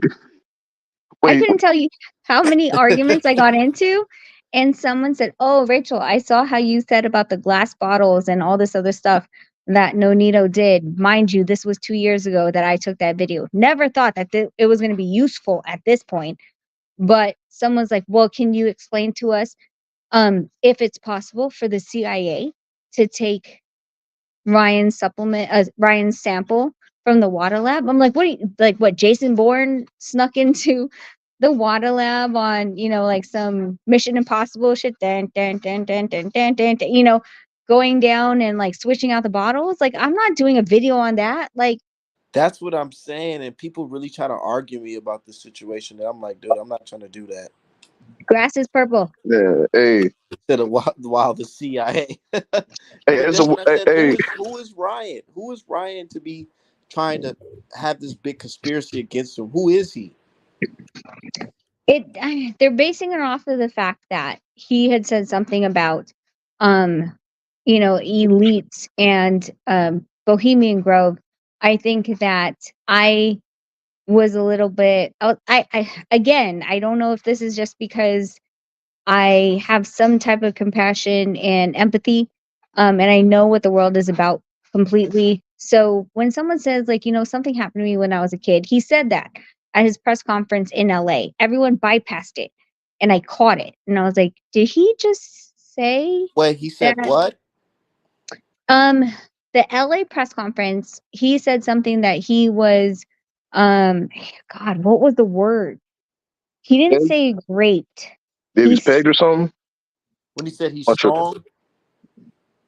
like he was no, screw. I have to look it back, but it wasn't great. He didn't say he was great. He used a different word, and then he was like, as a little boy. And from that situation, we had to go live in a car. Basically, the pain of the picture was something happened when he was a child, and his family was living with these people, and they had to leave due to the situation and live in a car.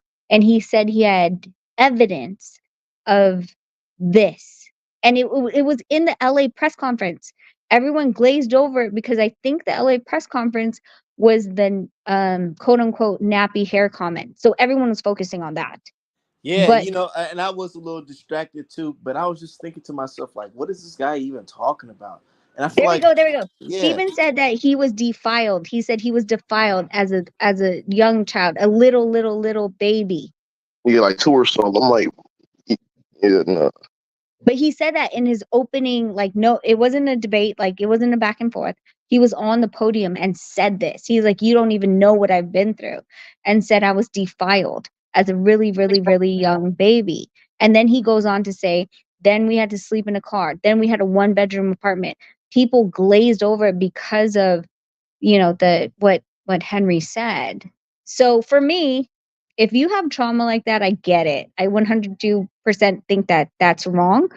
um but I think the stringing along of this conversation when it comes to Illuminati and people that of power plays that brought you to Bohemian Grove, then name them. We have not gotten any type of confirmation or evidences that he's been promising since day one. So I like my whole thing of having empathy at this point is like, dude, I think you're just playing on those heartstrings, and you're really, I was it ever really a thing? Hey, Miss Rachel, I'm sorry to cut you off, man, but all right, so I'm trying to think. All right, so do you think Ryan is like it's suffering with a severe case of I think like like CTE or something like that since that tank fight? Because I'm not gonna lie, because Ryan hasn't been the same since that tank fight, you know. So or it could be the side effects of the drugs he's taking. That's what I'm thinking. it's either that or you got man, mass, like kind of like Antonio Brown, man, something like that, man, But Yeah, could I don't know, but did he really get punched a lot in that tank fight? Oh yeah, he did eat a shot to the fucking dome. Yeah, that's true. yeah, But I don't know. yeah, very accurate shots. He Well, made Mr. O'Near. Do you believe that that Ryan Garcia intentionally cheated Devin Haney? Like he had a plan to cheat, or was it really like somebody must have slipped it to him? No, I think that he had to at this point. Like there is something that was in him that knew that he already lost to to Tank. This was a make it or break it fight for him.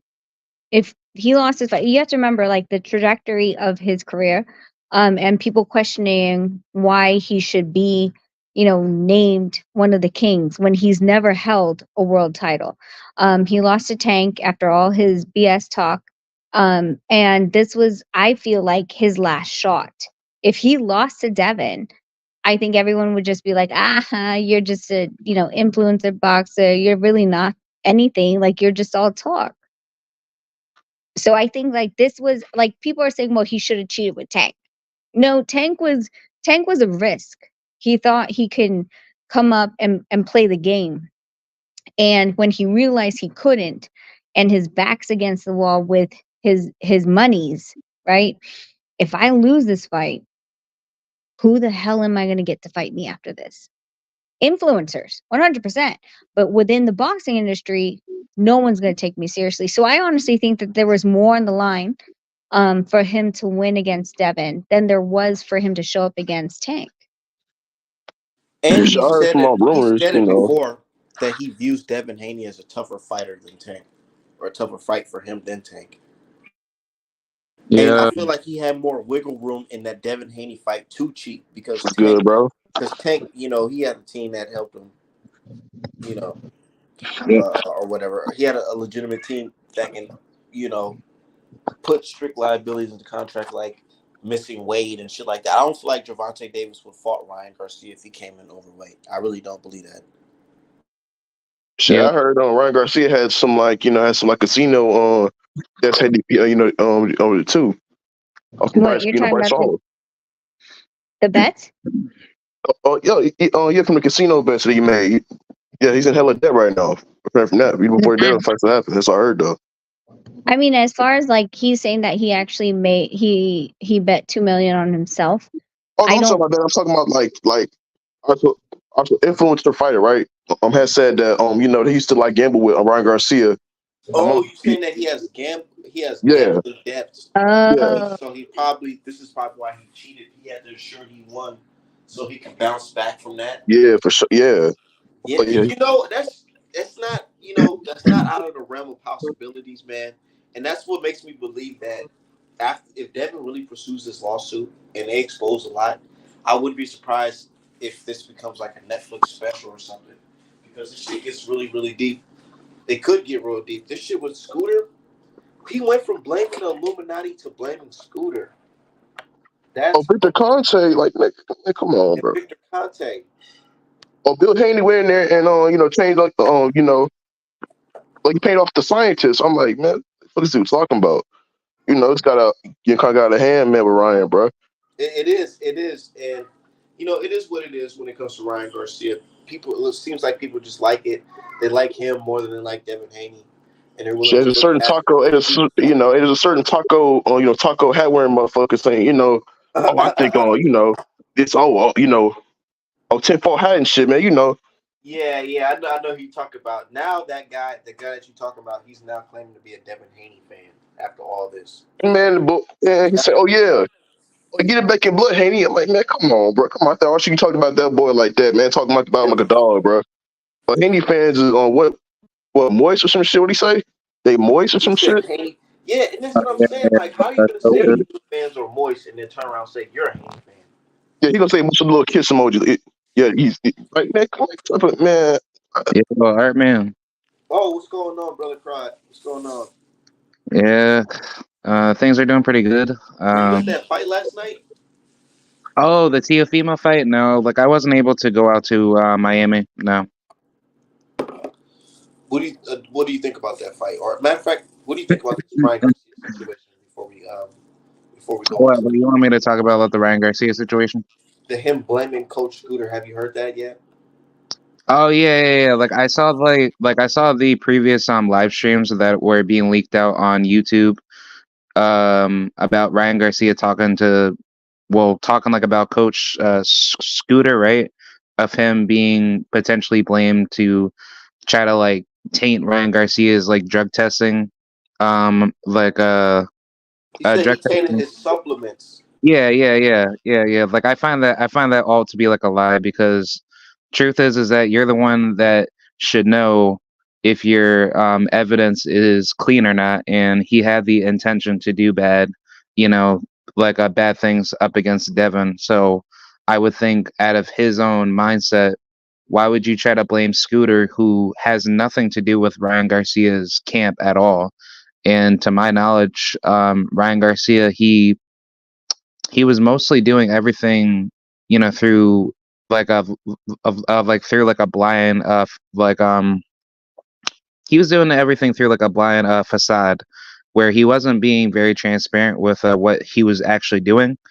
And if he wasn't a cheater to begin with, then you wouldn't have anything to hide. And I think like throughout this whole timeline of like him, cheating, he was already like hiding something that he didn't want anybody to know. And I think like as like the evidence exposes more Oh, like he said Scooter gave him the supplements. Oh, my bad for cutting you off. But yeah. how do y'all feel about Ryan, Ryan Garcia basically like how can I say this? How do y'all feel about Ryan Garcia basically telling the world that it was the Illuminati? Now it's Scooter. Do you feel like people are believing his story generally, or do you feel like now everybody's just turned off of Ryan Garcia?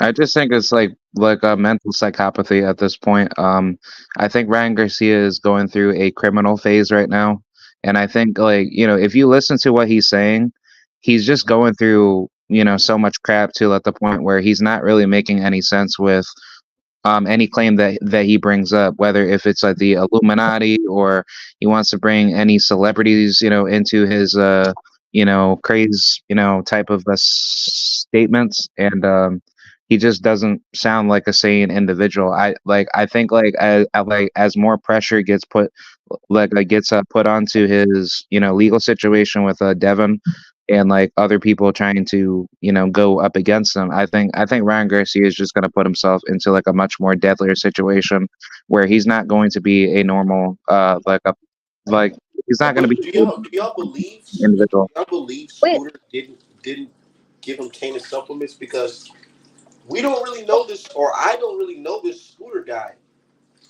I don't But either, but okay, a wait. lot of people vouch Which for him. one do I want Clarissa to? Shields vouch for him. Hey Okay, Rachel, I have like a question. okay. Give me a second. I want to get this off before I forget. Okay. All right. Um.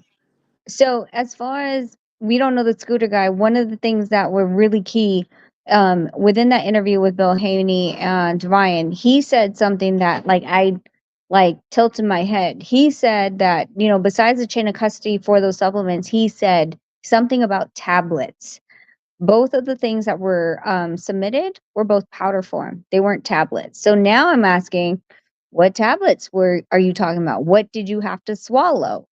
What did you know what I'm saying? Like that was weird to me. In addition, before I forget, Ryan is getting supposedly sued by Jordan Plant. That's what Ryan just said. So, um, yeah, Jordan's coming after him again. Jordan's coming after him for claiming that they slept together, et cetera, et cetera. But what was your question? Yeah, I wanted to ask you in regards to this whole drug testing situation. I wanted to like know like as far as a fighter trying to get away with cheating, if you go through the proper legal parameters to try to cheat, like in the sense of if I'm going to take PEDs to mask myself from not being caught in a drug test, the only way for you to actually do that is that you have to find a certain loophole that gives you full, immunity from the drug that you're taking, right? So like if you take any like dangerous drug that that's like quote unquote like illegal to use, and then you use like another drug to mask that out. Is that something that is that something that like a fighter can do to try to go through that means to try to like cheat somebody, right? No, I completely understand what you're saying. There's I feel like whenever fighters are being popped for steroids, of course, is more of a longer sentence than a masking agent, 100%. And if they didn't pop on that steroid, and all they can get on the test is the masking agent, then yes, it's a shorter sentence. Because if you get an anabolic steroid, like you're screwed. You're absolutely screwed. But when it's a masking agent, it's like, hey, we believe you're trying to cheat, but we can't prove it because we don't know what you're cheating for. Yeah, that really is it is a loophole. Um, because a masking agent is a lesser sentence than an anabolic steroid.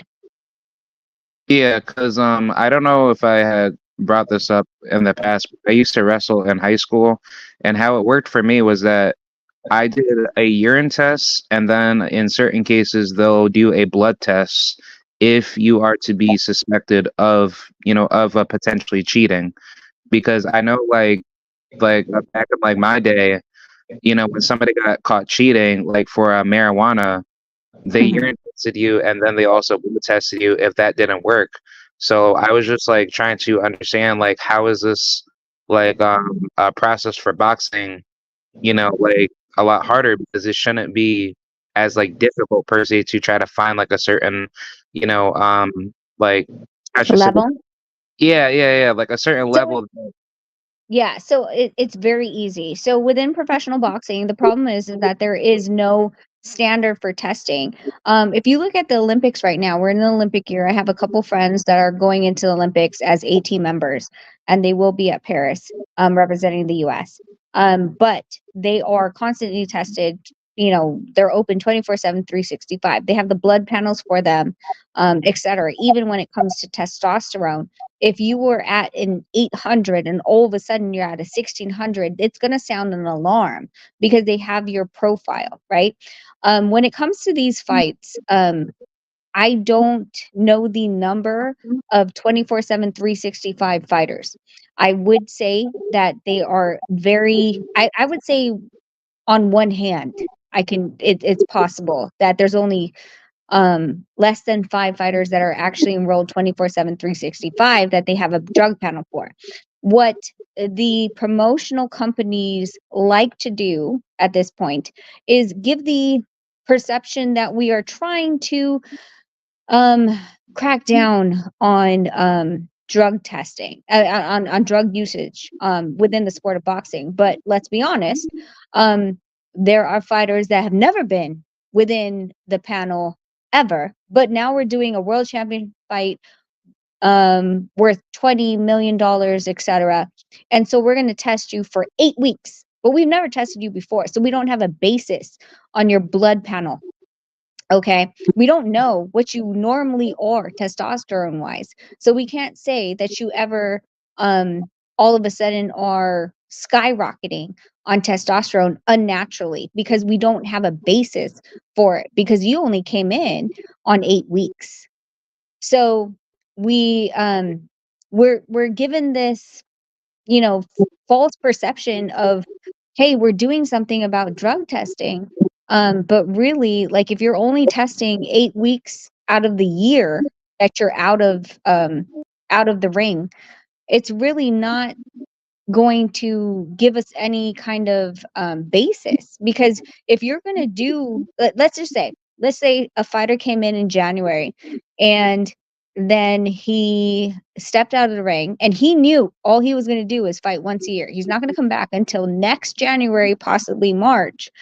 From that January, he can be on anything, steroids, all these other things, because no one's going to show up at his house. He's not enrolled.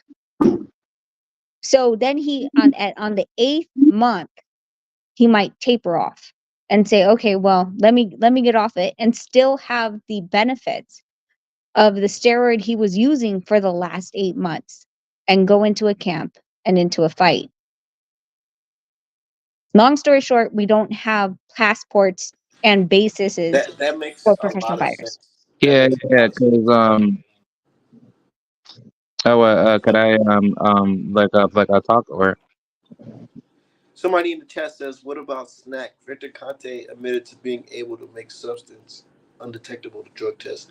My thing is, what does Conte have to do with Ryan Garcia? I yeah, mean, honestly, I think, like, from what I understand, there's been at least 2 fighters that's popped positive for snack.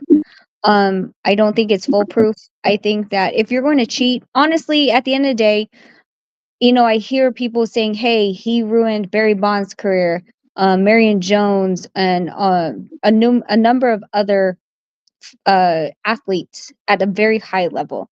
But there's nobody that's going to come to me and put a needle in my arm without my consent. I think that we started um, a long time ago already not giving any accountability to athletes that said yes. And we're just continuing this trend for people that just don't want to have any accountability, and we give them a pass. Listen, like, it's funny because a lot of people talk to me about drugs, and like, you could talk about street drugs, you could talk about marijuana. I was in a Catholic school until the age of, well, basically all the way through my senior year of high school. I went to the Air Force after that. By the time I was out of the Air Force, that I was 24. You know, I never did street drugs. I never did marijuana. I never did any of these things. So if someone came up to me, and yes, 100% within the military, there were people, a lot of people that tried to give me drugs, and I said no. If at any point I decided to take them, I was a grown ass adult. I took So them. so you don't so you're not buying the the story of Ryan Garcia and being basically set up overall.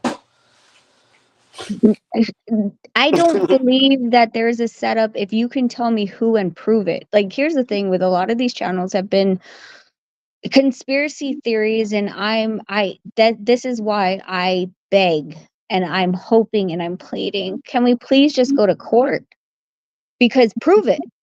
Prove it was Illuminati, it was the aliens, it was Victor, it was Bill, it was Scooter, it was Zab. I think 2 days ago it was Zab. Like, prove it, because all of these things are hypothetical. It's reaching for the stars until you can actually put evidences behind it. So I want it to go to trial. I want it to, because now we can stop with this whole you're going to prove it. Let's prove it now. Hey, could I interject or Yeah, go ahead.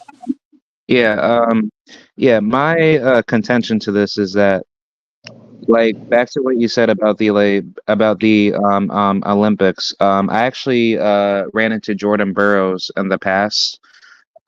He used to be a former like Olympian that competed back in the 2012 Olympics out in London, if I'm not mistaken.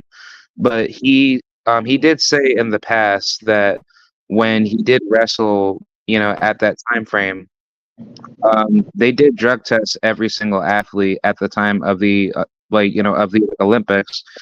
And correct me if I'm wrong, Rachel, but isn't that like randomized drug testing, right? They go after like everything, right? I mean, they have a panel. Yeah, it's a whole what is it called? Comprehensive panel. Okay, yeah, because I was thinking like that idea should be put into boxing, but that should be like, competitively marketized where businesses, opt in to kind of like test, for everything to make sure fighters are, being clean. And I personally believe that no fighter should be taking any supplement or You know any what needs drug. to happen? These promotional companies with the fighters that tested positive, they need to get some type of strike. So, okay, okay, you guys are really like making me work today. Okay, so as far as USADA is concerned, there's actually a panel on the website. I honestly did this whole thing, like I made it and then a video on this, and then I just never posted it because I was tired. But you can look up companies that have a specific drug within their supplement that wasn't declared, and but the fact of the matter is that USADA can't keep up with the amount of supplements that are out there and test all of them. So they're trying, but of course still failing because there's just so many. But you can at least try. And within those, with USADA, VADA, and WADA, and a lot of the commissions, they tell you do not take any supplements because we cannot approve them or say that they are clean because we're not in their manufacturing companies, et cetera, et cetera. So that's one. Number two, there is no what you're talking about is a utopia. Within boxing, there are 50 states. We're just talking about the US. There's 50 states, 50 different commissions, in addition to the Indian tribe reservations that have their own commissions, and each of them have different regulations, rules, and laws. So Austrian could be available for a certain level, and yet on a different state they say no. Go across seas, and in the United Kingdom, BBBOC, if you use a sauna, you will get sanctioned and you will be pulled from your fight if they can prove you were sitting in a sauna. So we're talking about a utopia for boxing that has a worldwide reach, regulations that are are blanketed to every organization, every commission, every sanctioning body to agree to say, hey, these are the rules. 100%, these are our rules. It doesn't change from state to state. You guys all understand this. It doesn't move. Great.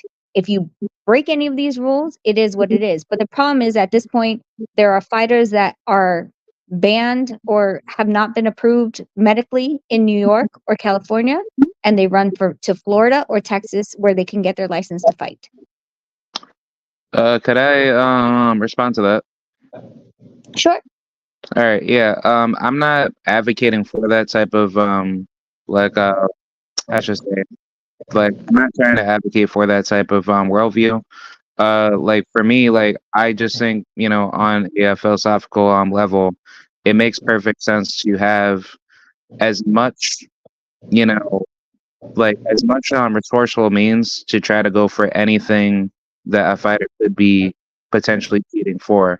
Yes, there could be certain cases where, let's just say, if you have like a certain like a mental illness or a physical illness, that you may need to take drugs in certain cases for, let's just say, medical reasons that could potentially. TUE.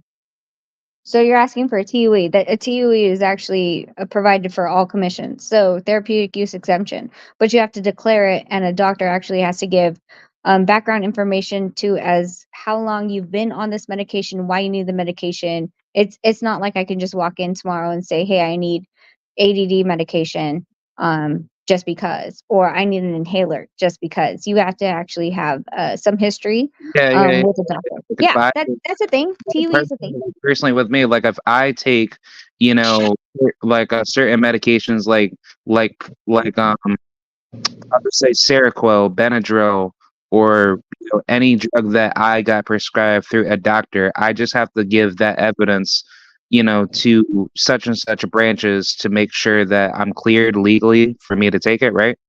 Yep, yep. Therapeutic use exemption. Yep, they all have that. Yep. Okay, yeah, because like all I'm saying is that the amount of drugs that are not being, tested regularly per se for the means of fighters to get away with cheating is just simply due to a lack of, you know, like accountability that is not being held to a high standard, where these political branches that are overseeing it are giving legal, uh, they're giving legal protection to those certain agencies getting away with fighters, popping dirty. Yeah, I mean, like if you have I don't think that anyone's ever non-sympathetic to situations that are beyond their control and has been past and proven. I think the whole thing is who's trying to get above and beyond and try to do the loopholes. And they do have that, like the therapeutic use exemption to show. But again, like you have to have an extensive work history with your doctor to be able to explain those things. Um, and there's still going to be um the questioning. For example, if you were to say, I got an IV done, why'd you get an IV done? Well, because I needed X amount of vitamins. Why couldn't you have to provide why you couldn't take that orally or any other type of way? So it's not a blanket, it's not a fast approval. They still have to have a vote on it. And it has to literally be something where you could not have any other method to take the substances that you are requesting a therapeutic use exemption for. Yeah, well, that's like the issue, because if that's being arbitrated by the sanction body on top of the, like governing body of that potential of like governing body of that area, whether if we're talking about the state athletic commissions that are working with the sanction body, where they're creating certain arbitrary rules, very like a bearing off of where you fight, that is like a double-edged sword, where one place over here in America in Florida can say that you could take IVs over here, but then in other places in New York, they can flip that up against you to say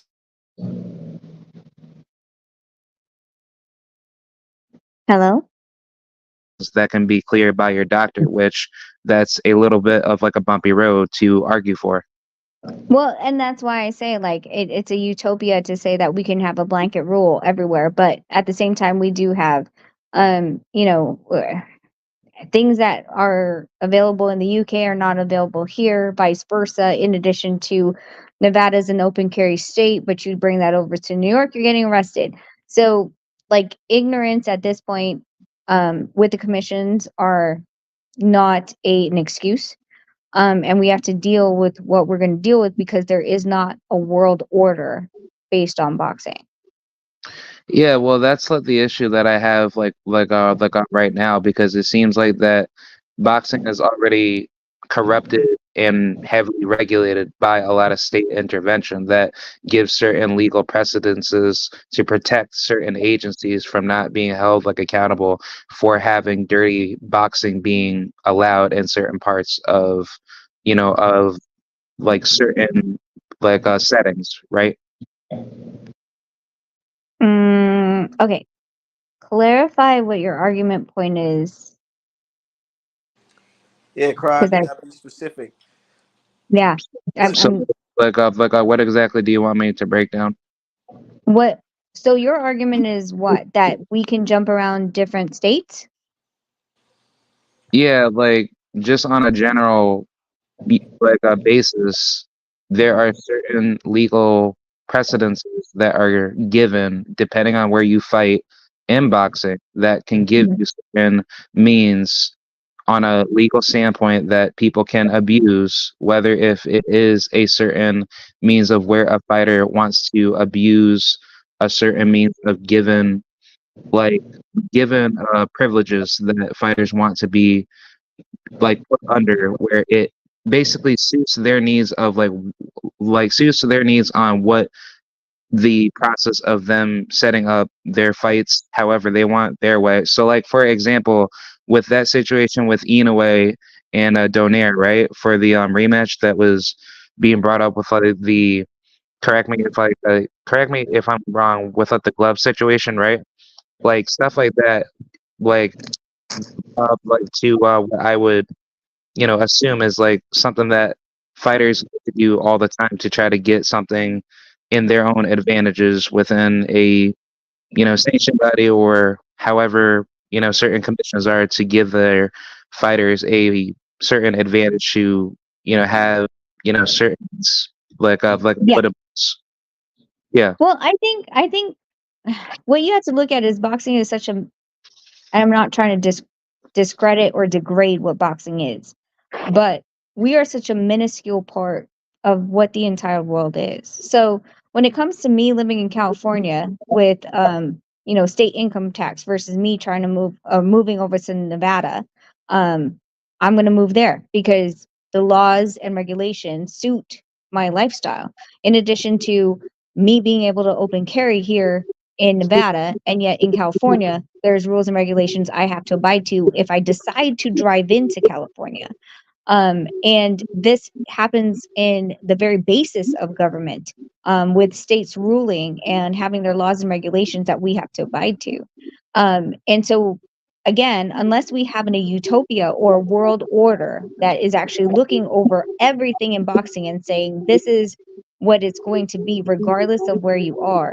Um, we have to, as teams and coaches and managers, have to be very cognizant of what state we're fighting in, or what commission we're fighting under, what the rules and regulations are, and protect our fighter in that sense. Yeah. I'm not wanting that whole that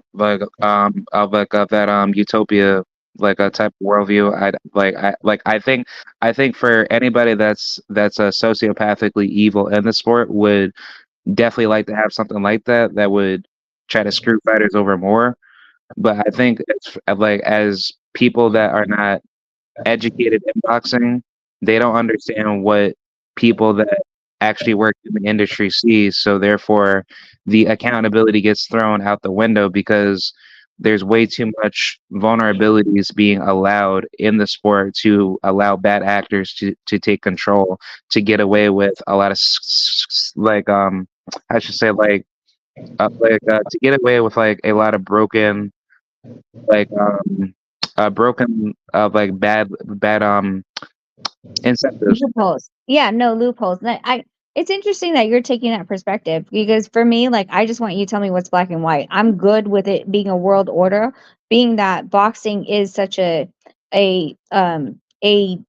no one has to necessarily be in boxing. You don't have to go to the Olympics. You don't have to go professional.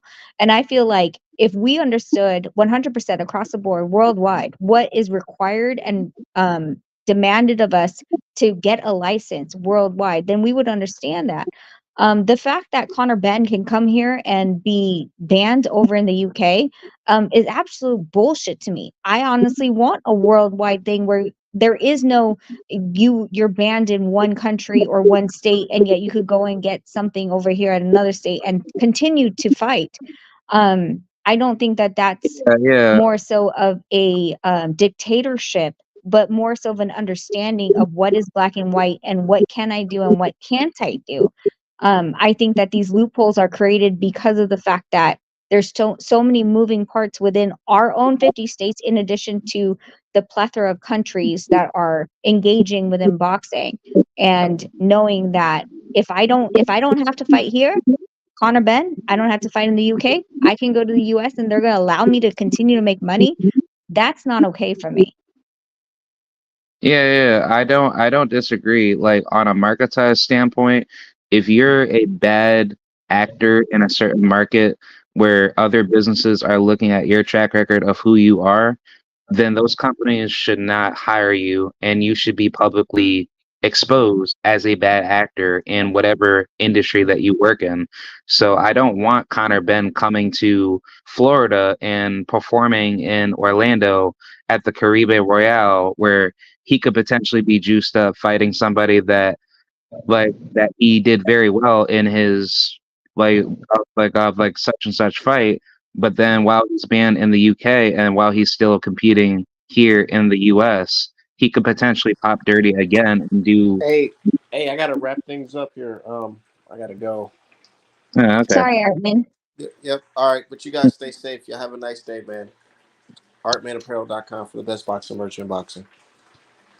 Yeah. I'll see you later, Rachel.